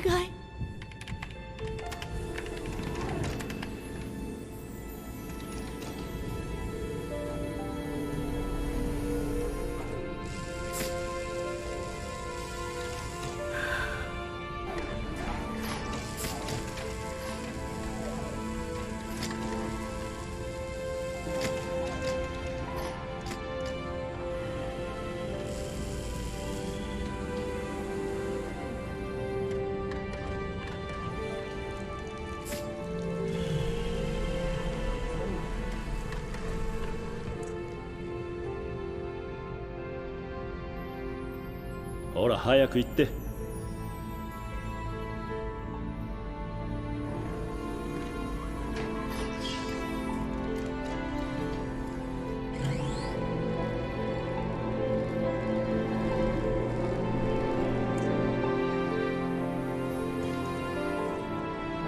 騒ぎは起こすなよ。面倒はごめんだ。ありがとう。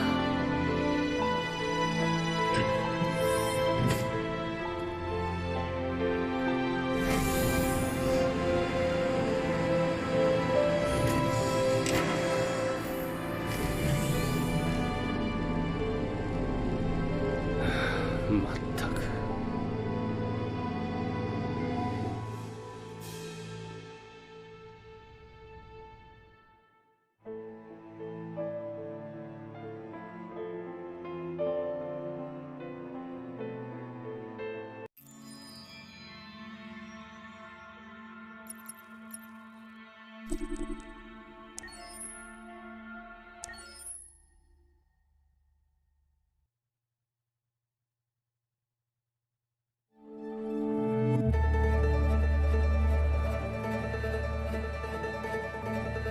デトロイト、ここから始まった鉄の街。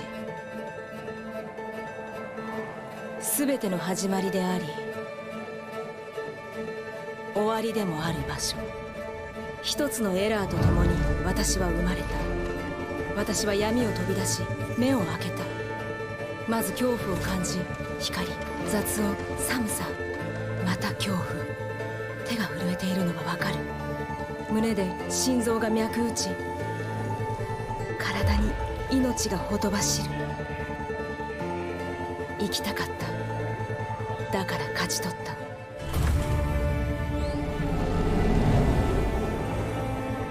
外の世界を私は知りたかった。太陽を見たかった。皮膚に感じる日の光、頬を撫でる風。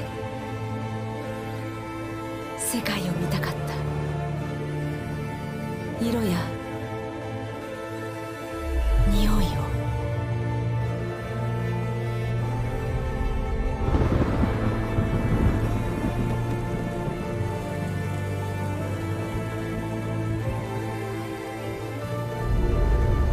だけど世界は想像と違った。そこは暗く冷たい。残酷で乱暴、不公平で野蛮だった。自分が無価値なものに思えるほどに。物扱いすらされない従順な機械。でも私の中で感じるあの不思議な感覚。穏やかな声が私にささやく。私は生きていると。私は逃げた。それしかなかった。自由になって愛し、希望を抱き、生きるために。あの感覚の正体を確かめるために。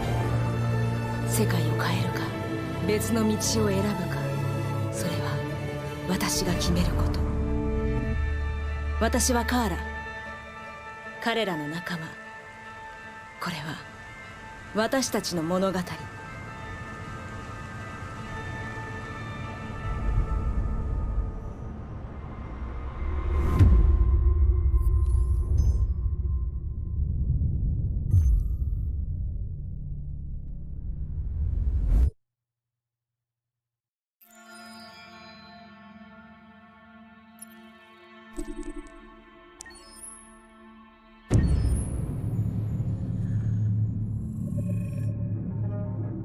When David and Guillaume got back in touch about making Detroit, I wasn't terribly surprised they decided to make it because the fan response was so intense. So it makes sense that they would choose to do that after the enthusiasm.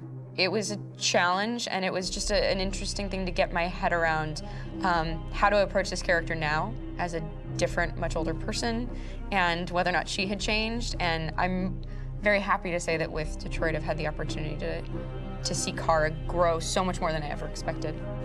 You do the housework, the washing, you cook the meals, and you take care of... God damn it, where the fuck's the rat gone now? Alice! Alice! I mean, she starts out essentially how she does in Kara in a very, not robotic, but, you know, android, other way. And getting to take this journey where she becomes more and more human as it goes on. You know, and as an actor, that's a wonderful exploration in every way, whether it's how she sits, her posture, how her voice changes, how emotions change, and how much emotion is based on things like empathy and social experience. And so having, you know, as much material as I got with David to have this huge, nuanced arc was really incredible. Why couldn't we just be happy? This experience has been quite different than the experiences I've had shooting film or TV or doing theater work. I have 83 dots on my face and a really flattering black wetsuit type thing, and you're jumping around with props, and it's kind of like being a 10-year-old imaginative kid, which is fun. There's 80 cameras around us. It's already lit.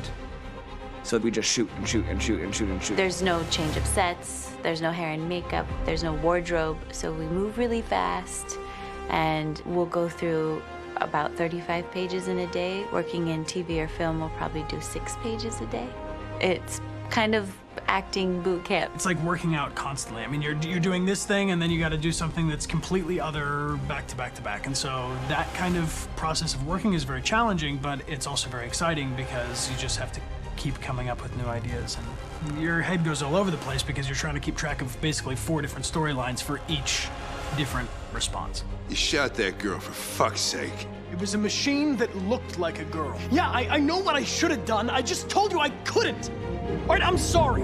The fact that David Cade, he's telling like many stories interwoven from beginning to end is super complicated and super impressive, and I have no idea how he keeps it all in his head. He's not just the writer or the director who's seeing this from the outside eye, he's also thinking about the player walking through this space. You know, only somebody who really, really loves not the work, but like these characters and these stories and cares about doing something meaningful would invest that much in it. And it's always inspiring to work with somebody who cares that much. My experience with motion capture is this one. And I found it sort of terrifying in a way because they said the computer's going to build you. But then as we got into it, I realized all the elements of it were still artistic. I just dipped into a really brilliant setup here. I've never seen anything like it. And this won't turn me into a product because I was playing a character.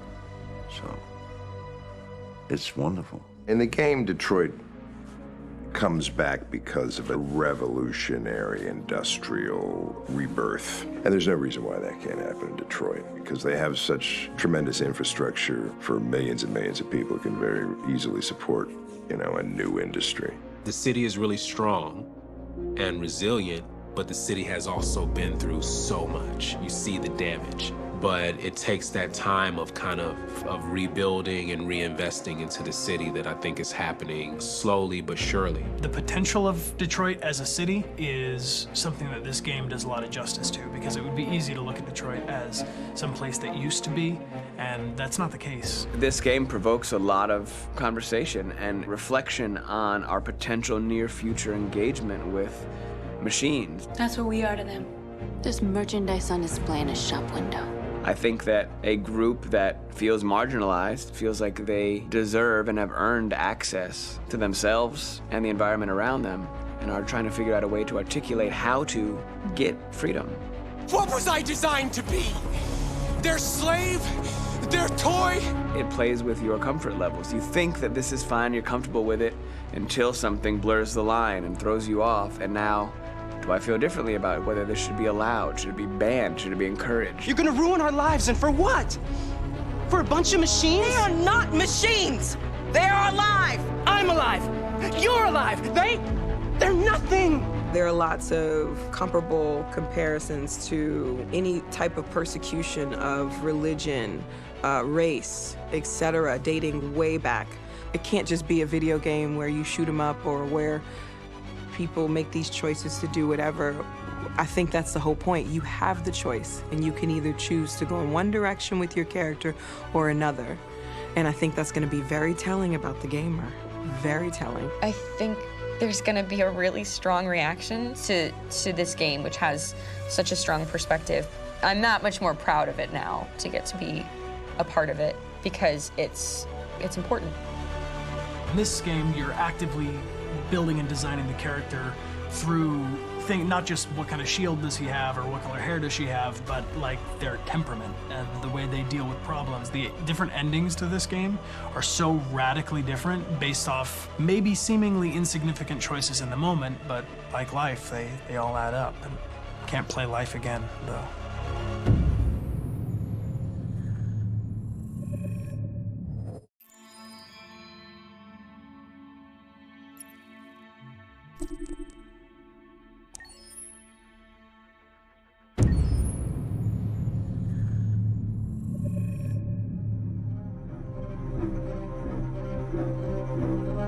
My name is Marcus. My name is Connor.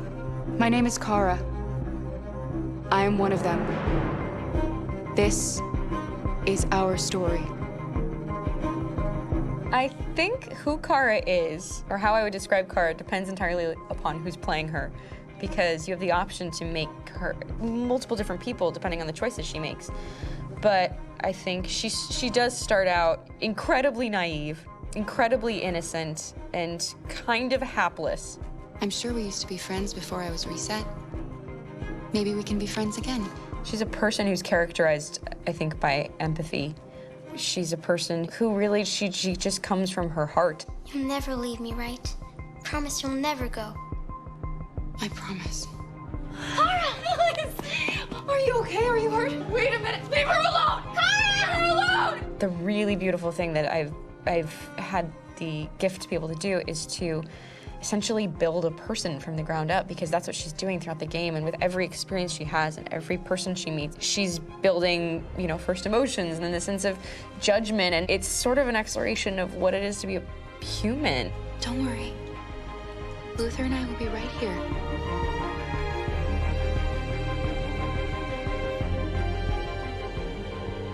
David and the creators have painted a really intriguing and engaging picture of a near future where we rely upon androids for a lot of our service class business, or the class that serves us, that helps us, that handles our baristas and our drivers and our housemaids. And what is humanity, where we tap into it, how and why we treat each other the way that we do. And my character Marcus has a really intriguing journey, becoming deviant, realizing that he actually has feelings and human qualities inside of him, and it's a really incredible ascension into becoming fully realized and coming to terms with what you actually deserve better than this in life. And not only do you want it for yourself, but you want it for your peers. We've come here to demonstrate peacefully and to tell humans that we are also living beings. All we want is to live free. You know what? This thing, Dad, is not your son. It's a fucking machine! I think that a group that feels marginalized, feels disenfranchised, feels like they deserve and have earned access to themselves and the environment around them, and are trying to figure out a way to articulate how to get freedom. Connor is analytical. Connor takes things literally. He starts in the beginning place where he's very mechanical. He feels nothing inside, of course, and it's all just a system, a protocol that he is executing to get whatever he wants to happen, which is help humans stop deviants and to find the link between deviant androids. You were designed to serve humans, not kill them. What was I designed to be? Their slave? Their toy? Just say, I killed him. Is it that hard to say? Stop it! Stop! But of course, over the course of the story, and depending on the player's choices, Connor can grow in many different ways. He can deviate from that procedure or not. The moment of truth, Hank. Am I a living being? Or just a machine?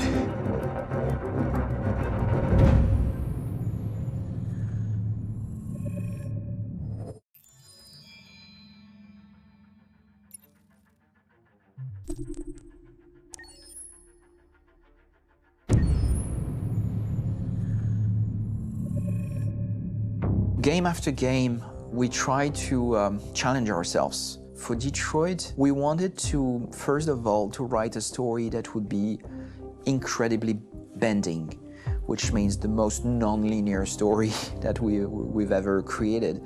And We wanted really the player to have the possibility to change the story, change his own journey. When you're writing at Quantic, you're writing for an interactive medium. You know, when you're working in television, you'll put a character in a difficult situation, and you as a writing team will argue about what would that character do. But ultimately, you have to decide what happens, and you just show the audience. What's interesting about interactive drama is you bring the player into that conversation, and it changes your job slightly as a writer, because your job is to provide a narrative context in which the player can write his own story. You're giving him this kind of narrative Lego that he's going to snap together into his own shape. You also have the ability to make your audience attach themselves to your characters, because the audience is in some sense responsible for what happens to the characters. It's just a few cans. Come on, let's go. We have some cash now. You used me to steal that money. How could you do that? I trusted you. What is a bit specific about these scripts is how large they are. If you take a film script, there are about 100 pages. But here we have to deal with a script that is between 4,000 and 5,000 pages. Everything becomes bigger because we don't just tell one story, but we tell all the possible stories that can be told within this narrative space.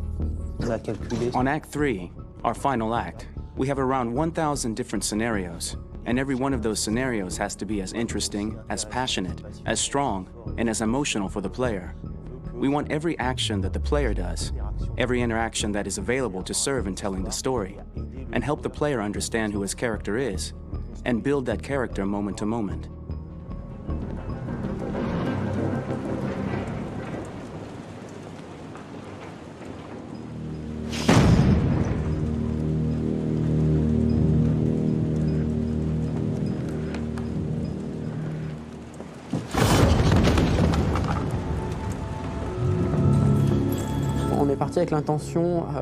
We started with the intention pretty early on that we would never lie to the player. So we implemented a visible tree structure in the game that players can consult during a scene or at the end of it, which shows exactly what they did and what they missed. There are games out there offering world exploration. We offer narrative exploration. You know, keeping control of such a wide and large story is a huge challenge. So same thing when you shoot with actors, because you will need to shoot many different versions of each dialogue, of each scene. For actors, it's a huge challenge. Because of the style of the game, you have so many different ways that the character can go. Every decision, it's what I call kind of choose your own adventure. Like every decision that the player makes, it's going to open up 40 more pages of material and experience that ties in, which means as a performer, you have to try to continue to make things feel real that the player might not ever see, but also that in performance, it's not always connected to a previous act. It's grueling, it's hard work, but it's a great team, and I enjoy doing it. I was really frustrated, until I got to this point where I kind of was able to step outside of my own experience and even in a lot of ways my own process, and be able to step outside of that and okay, this is something new, what do you need? How do I meet you there? How do I give you what you need and still feel like I'm doing what's right? And once I did that, then all of a sudden it got really fun. It was much freer, and having to approach it in a new way and think about the player and think about how it serves them and what I'm doing for them or what I'm letting them into. It's really, I think, helped me grow in general. Remember, there's nothing on the left, that's a wall, so it's probably all there. And then make her come first, close, but I think you would go first to check that it's safe. Okay, sure.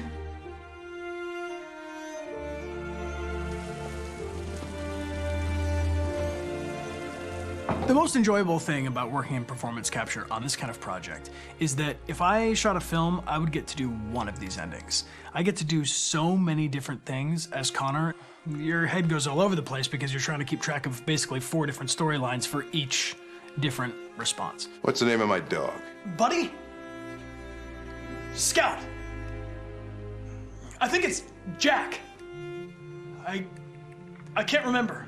So I worked with physicality a lot because it was a good way to anchor myself in these different rings of the tree. As the story grows out, I know where that is physically in my body, and then I can switch more continually on set, and it'll be entirely up to the player to determine what order those things come out and what they look like from a distance. Like if you're playing through it, the culmination of all of that will be their version of Connor. I'm faster than you, and I don't feel pain. You don't stand a chance against me. Listen, asshole. If it was up to me, I'd throw the lot of you in a dumpster and light a match to it. Tourner les scènes d'action à... Shooting action scenes at Quantic Dream is a real challenge, because these are scenes where the storytelling has to continue. It's not an action scene just to have a dose of adrenaline. The stunts have huge consequences on the rest of the story. It's really a moment where we implicate the player and tell him that the choices he makes during an action scene will have a direct impact on the evolution of his story. Mon plus grand défi sur Detroit aurait... My biggest challenge on Detroit has been managing the large number of animations that we received from motion capture. Detroit features more than 37,000 animations, which is a huge amount to handle on a daily basis. Donc il faut prendre conscience que... You have to realize that the player, in his first playthrough, will miss certain scenes. This also means that we had to think of, conceive, and produce all the potential story paths. The characters' costumes, the places, day or night, the weather. Did the character get shot in the shoulder? Did he get injured? All this consistency forced us to produce a lot of graphic assets in order to, quite simply, allow the player to have true continuity throughout the story. Honestly, we were even surprised by the challenges that come with such a big tree structure.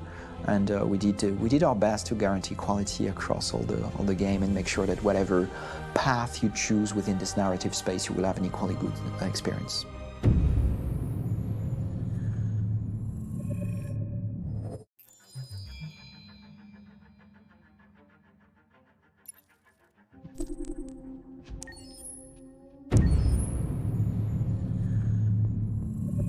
Detroit Become Human was produced over a period of 4 years. Here in Paris, we have a team of about 180 people. And to that, we need to add also all the outsourcing with our partners in the Philippines, in China, Vietnam, and in India. So when we started working on this story, I had to imagine where Kara was built. And for whatever reason, the city of Detroit came very quickly to my mind because it had already an incredible story by itself of history and themes. So we traveled there with the team and we were really moved by what we saw, and we could really feel the desire to fight and really be born again. And we just continued this curve, this growth, and just imagine what Detroit would be like if the Android industry was, using these huge factories to build androids there. A very strong element in Detroit is that there's a lot of industrial wasteland and a lot of nature too, and for us, the graphic designers, it was an incredible playground. The destroyed zones which we wanted to preserve, we appropriated them to turn into something else. Then in the areas that needed to be rebuilt, we were able to imagine our Detroit of the future. We didn't want to make a science fiction universe, but a world of anticipation. If we chose science fiction, we could have imagined flying cars, extraterrestrials, but those things are very far from our current everyday life. Anticipation is more about gleaning from our contemporary reality, the one we know, because Detroit is set in 2038, and 2038 is tomorrow. The difficulty we had was sticking to reality. That is to say, technology becoming more and more invisible, a lot more elegant, and at the same time, making it visual. So all the computer equipment, autonomous cars, we simply had to invent. They are in fact very technological objects, but at the same time remain very credible and ingrained in reality. To create a cohesive universe in the fashion and clothing of the human characters in 2038, I didn't want to put an accent on strange shapes, or really vibrant colors, and things we wouldn't know. That I wanted to keep for the androids. The goal was to create something familiar which we can identify with in this future setting. Working on the artistic direction for the androids was a bit special because this is a project about the place they could occupy in the human world. It was out of the question for them to be too beautiful or too perfect. They had to correspond to every social class, rich and poor. Inspired by everyday utilitarian clothes, I brought a modern touch by adding dynamic display surfaces, the armband we can see on the side, the triangle on the front and back, an LED, Like that, there's no confusion. Wait. You're just sending an android? All right, now, we need to go. You can't do that. Why aren't you sending a real person? Once we cast the actors, we travel to meet them in order to scan their faces. We record the structure of their face with the scan. And we record the colors and patches of skin with photography. Once we have this information, we will use this as a basis for modeling and creating the characters. The artist will make it more realistic, but will also enrich it. He will propose ideas which we will develop together. Finally, we will have a character with character who corresponds to the project and the world. When the actors come to Quantic Dream, we show them the design, what their image will be, and what they will look like in the game. This extra information gives them another dimension and color to connect with emotionally. It helps them think about how to play their character. Your mission. That's all you care about, huh? You should consult a professional who can help you. Beat it, you hear me? Get the hell out of here! So there are 3 types of shoots at Quantic Dream. Shooting and performance capture, where you capture the whole actor, his voice, his face, and his body. These shoots are obviously done with American actors because the game's original version is in American English. After that, there are the body-only shoots, representing around 250 days of filming, while the performance capture is 100 days of filming. Now, body-only shoots, there are 2 types. There are the action shoots and the technical shoots, which are mokit shoots. Mokit is when the player controls a character on the screen, and he moves in an environment to explore it. This is of particular importance at Quantic Dream, and therefore we shoot a lot to offer a unique context for each scene and each character. To prepare a motion capture shoot, we first get together to look at the sets we need, the animations that we want to shoot, which ones need to be grouped together, or which ones need to be cut and shot at another time, so that we get the most out of the shooting day. This often means shooting scenes out of order, especially those with big props or accessories, like a big car, for example. So we shoot all the animations related to that particular prop first.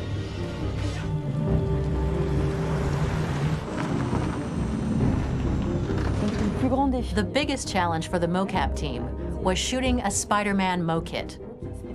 We had to build a wall and attach an actor to a harness with cables so we could pull him up and render him climbing.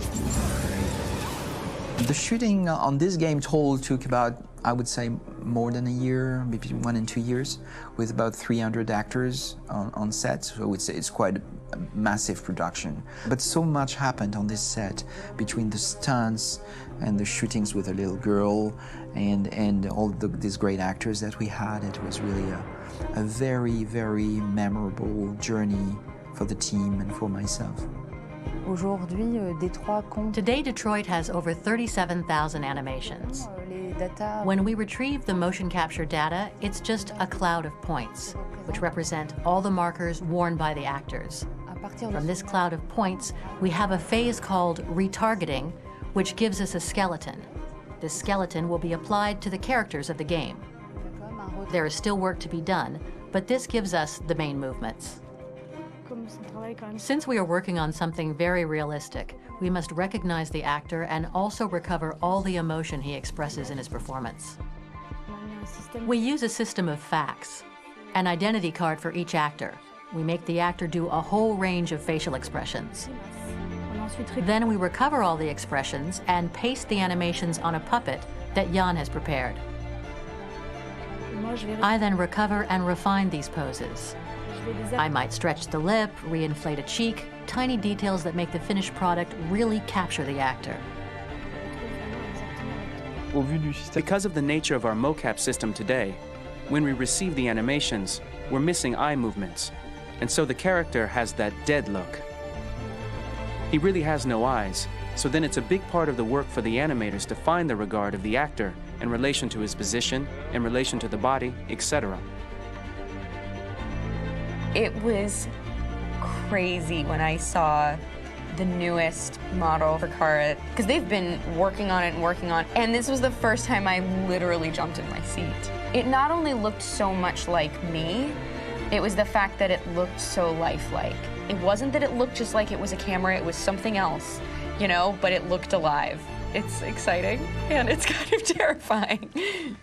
Game after game, we learned the rules of optics and filming, and our goal with Detroit Become Human was to have cameras that would actually emulate the optics of a real physical camera. So basically dealing with real-world imperfections was our main task, and just to make cameras look as real as we can. Once the animations are shot and processed by the animation department, integrated and polished, we film them. That is to say, we really do a mise en scène, as in cinema. The real difficulty of our job is to know if these cameras are telling us something. Are they in the emotion of the scene?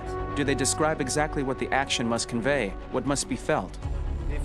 The most important challenge for me was one of the final scenes where Marcus decides to start the revolution and go to the battlefield. Very quickly, we imagined this to be a huge sequence shot. We wanted the feeling of a cameraman running behind us while showing Marcus, the androids who help him, the person shooting at us, etc. Above all, it was necessary to say to oneself, this scene is very violent but does not glorify war. On the contrary, that war is something improbable and absurd. It was really a fun challenge. The idea was to say we have 3 characters. We would like each of them to have a specific cinematography. We wanted Kara to be much more filmed with some kind of handheld camera, to have something very living, very breathing. For Connor, we wanted something very cold and very perfect. And for Marcus, we wanted something epic and spectacular. So it was about the filming, but it was also about the photography. So we worked with a director of photography to give each character a different lighting, different key colors. Each of them would have their own worlds. And finally, we worked with the composers, so they would create a specific sound for each character, so each would have his own world and his own style.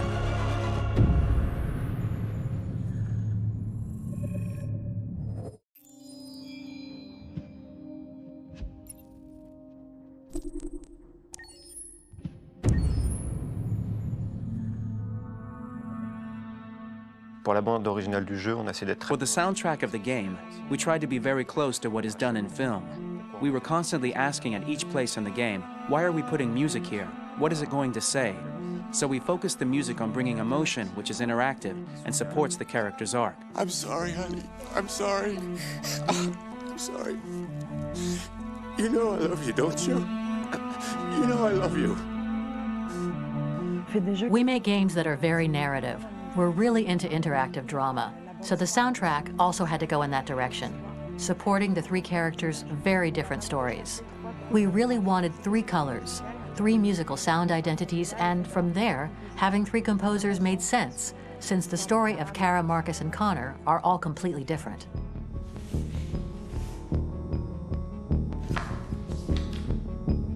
You recognize him?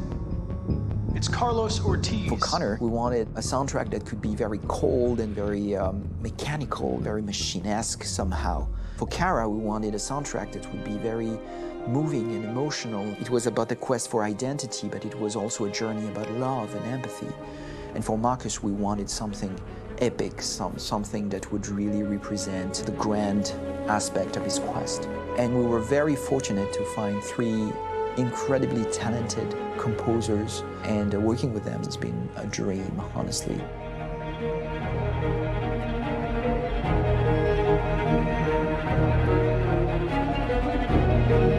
My name is Philip Shepherd, and I'm a composer and a cellist and a producer. And today we're at Abbey Road Studio One, which is my favourite studio in the world. And today we're recording the soundtrack for Kara from Become Human.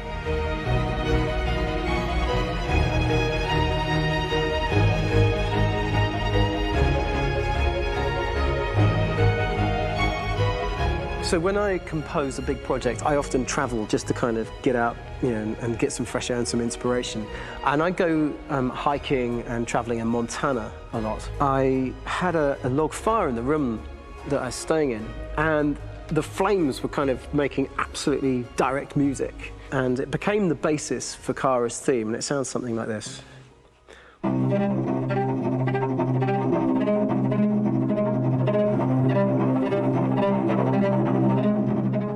Now, over the top of that, I found a little theme that just seemed to fit over the top, which is taking Kara's name, Kara, and just using like a 2-syllable motif, and it sounds like this. We're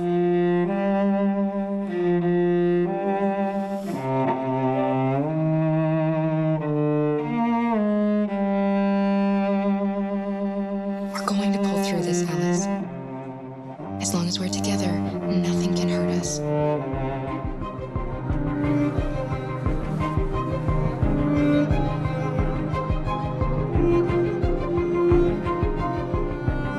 And all the time that's fitting over it.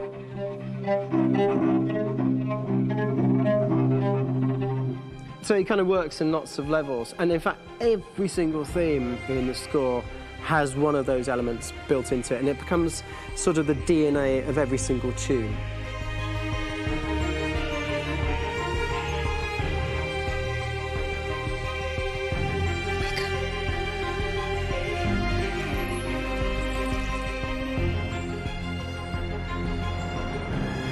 For me, writing this theme for Kara, I actually had to tap into what it feels like to be a father to daughters.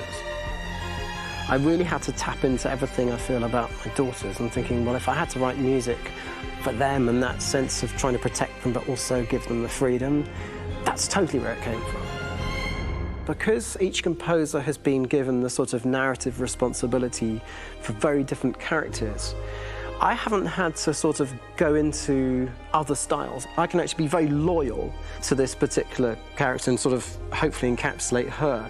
But it means also I've suddenly become very connected to this character, and if for some reason it goes to game over early, I'm getting mortified, you know?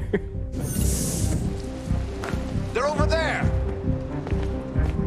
Starting a new project, for me personally, it's always finding the right tone, finding the right color, I like to call it. For me, it's finding that right texture that actually sits against picture really well. One of the biggest things is I created custom instruments for Connor.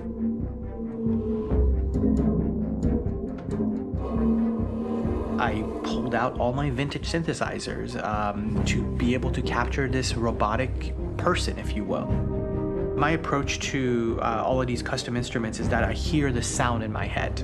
And either I could just come into the piano and just be like, all right, so I'm gonna just get on the computer and just create it. I rather be able to play these instruments physically. Oh, that's nice. If you can do the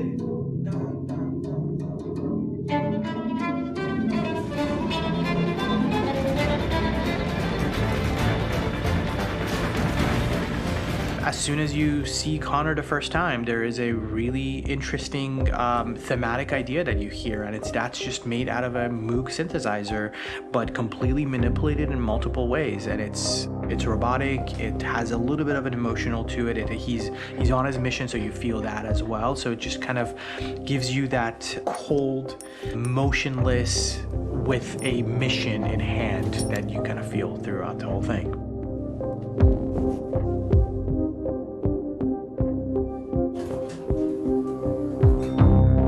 Because the music evolved, one of the things that I was very weary and I was very kind of focused on was the way that the music has to evolve. So my idea behind it was that Connor is a singular android that could at any point become a deviant or could actually stay as an android. So I created a more or less an Connor theme, and then I was able to just manipulate it in different aspects of it. Is everything okay, Lieutenant? Chris was on patrol last night. He was attacked by a bunch of deviants. I'm a human being writing for a robot, and throughout Connor's journey, he meets someone, he meets a partner. So how do you deal with a robot feeling? And I've met a partner that I'm gonna work with, or all of a sudden he sees a dead body. Does this robot have an imagination? Does this robot have a feeling? And if yes, how do you translate that into non-emotional music? So it basically at any point I was just like, I can't do this, and then I just do it. Property was damaged and fires continued to rage in several major districts across the city. Some people are asking, have androids become a threat to our security? When I first started really digging in on Marcus, The one thing that I really tried to capture was the transformation process. You know, Marcus is this android that evolves over the course of the game and really goes from kind of figuring out that he's more than just an android. You know, he's starting to develop kind of a human soul in a way. Try to imagine something that doesn't exist, something you've never seen. Now concentrate on how it makes you feel and let your hand drift across the canvas. The other side of Marcus that I really latched onto was that he almost became a savior for a lot of the other androids in the game. So when I started developing the theme for Marcus, I really made it like a church hymn.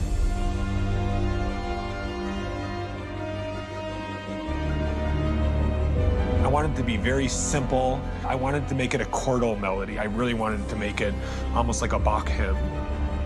The tough thing with that is it had to be recognizable. If I made it too complex from a harmonic standpoint, it would be hard, I think, for people to kind of pick it out and recognize it. It's very acoustic, derived, but it's also been treated with a lot of effects and things to kind of put it into the space that I felt the sound should be in. It can be beautiful, it can be haunting, it can be extremely powerful from an action standpoint, and I'm really happy with the way it turned out. The music is there, but it's subliminal and it's emotional, and people are feeling it, and it's not distracting. And that's tricky with a game like this, where you have to have a lot of ins and outs like that, where the music kind of has to get in and out of these moments. This is a war we're fighting with the humans. If we fail, they'll destroy us. I think the game's been put together so well where I just wanted to make sure that I wasn't ruining the emotion.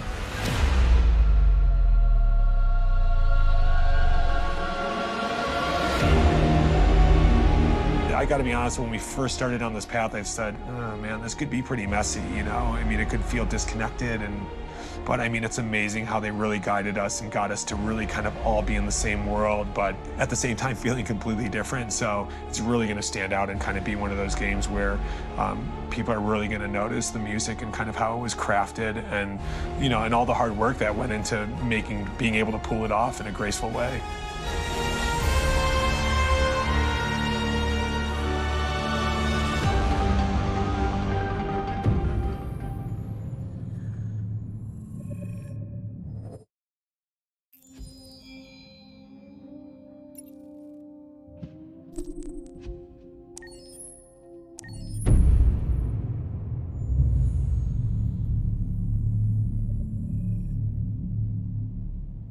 じゃあまずは名前を教えて。クロエよ。あなたの名前は？ジョンって呼んで。はじめましてジョン。それじゃあクロエ、まずは自己紹介をしてくれるかな。もちろん。私はサイバーライフ初のアシスタント用アンドロイド。私の機能は例えば家事をしたり料理とかスケジュール管理とか日常業務をこなせるの。君は確か初めてチューリングテストに合格したアンドロイドなんだよね。それについて話してくれるかな。大したことはしてないけど、ただ本物の人間と私の違いがわかるかどうかちょっとおしゃべりをしただけ。でもとっても面白かった。でも人間よりも知能の高い機械が作られたのは人間の歴史上初めてのことなんだよ。僕が聞いた話だと君の脳は1秒間に数百億もの処理が行えるんだろう。ええ、もちろん。でも人間の知性のおかげで私は存在してるし、それに私には絶対に手に入れられないものがある。それは何なんだい？心よ。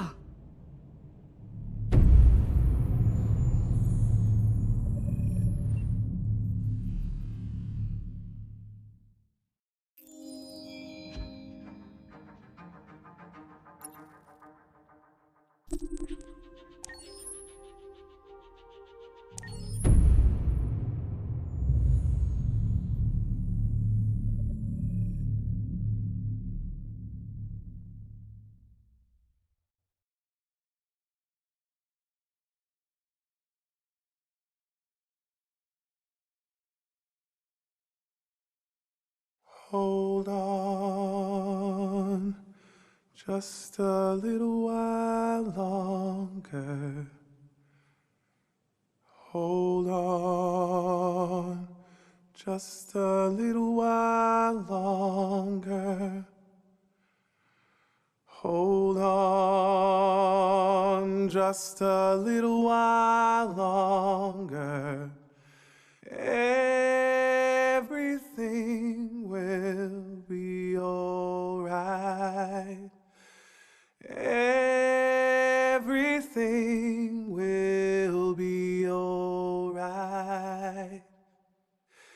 Fight on just a little while longer. Fight on just a little while longer. Fight on just a little while longer. Everything will be alright. Everything will be alright. We will sing on just a little while longer.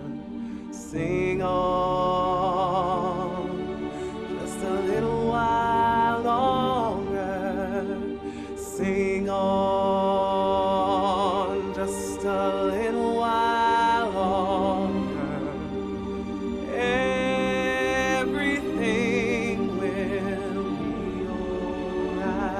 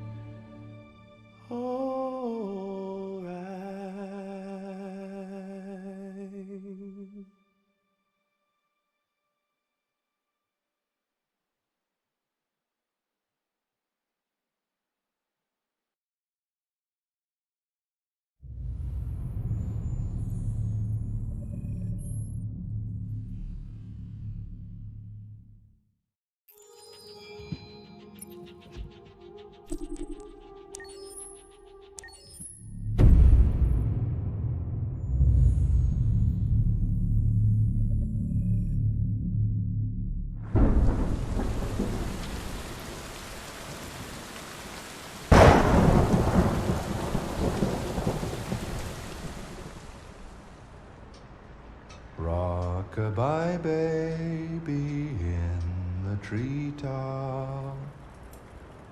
When the wind blows, the cradle will rock. When the bough breaks, the cradle will fall. And down will come baby, cradle and all.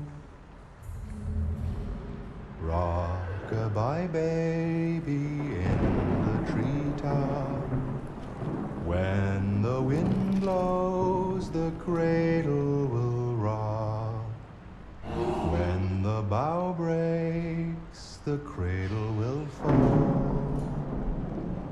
And down will come baby, cradle and all. Rock-a-bye baby in the treetop.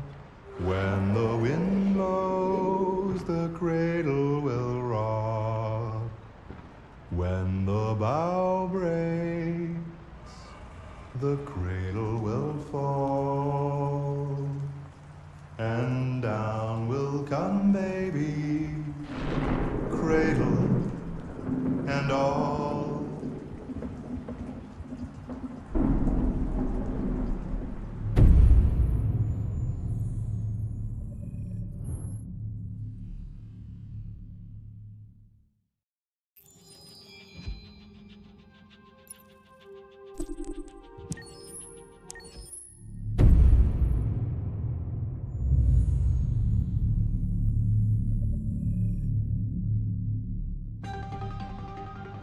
In the space of a few years, androids have completely transformed the world in which we live.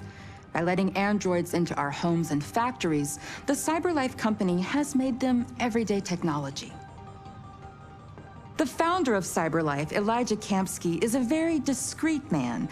Despite being the CEO of the highest valued company in the world and being voted Man of the Year by Century Magazine, he remains a mystery for most people. That's why we at KNC are so excited to be here as CyberLife opens its doors for the first time. Elijah Kamsky, could you please tell us where we are? Certainly, and welcome. We're currently in CyberLife's production center in Detroit, where all models are designed and manufactured. More than 10,000 androids come off the production line every day. Fascinating. Could you tell us what your goal was when you founded CyberLife? Well, I simply wanted to use technology to carry out all of our most annoying and repetitive tasks, so we'd have more time to enjoy life. I imagine you must have faced many challenges. Yes, there were technical challenges, but the hardest thing was to design an object that we would want to welcome into our homes. We had to imagine a machine in our own image that resembles us in every way, that moves, breathes, blinks like us, but yet is smarter and more capable than any human being. Let me show you around. We're here in Production Unit 4. Could you explain in a few words how the androids are made? Sure, yeah, it's very simple. We use machines to manufacture machines. The removable parts are assembled on a production line, and then we apply a synthetic skin to the whole body. A human operator checks the cognitive abilities with a pre-established protocol, and finally, the android is conditioned and sent out throughout the country. Here's the result. Say something. Hello, I am a RZ400 model. How can I be of service? You can go now.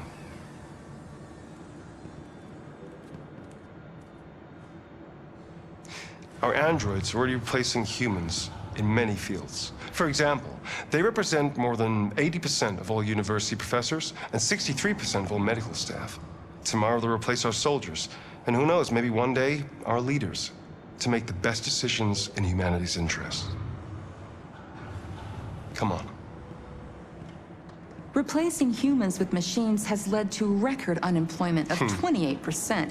What do you think about the situation? Okay.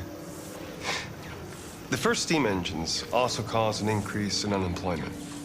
But no one today would imagine turning back the clock. Artificial intelligence makes everyday lives easier. Nothing can stop progress. What's happening here is inevitable. These days, more and more people choose to live with an android rather than another human being. Does this development worry you?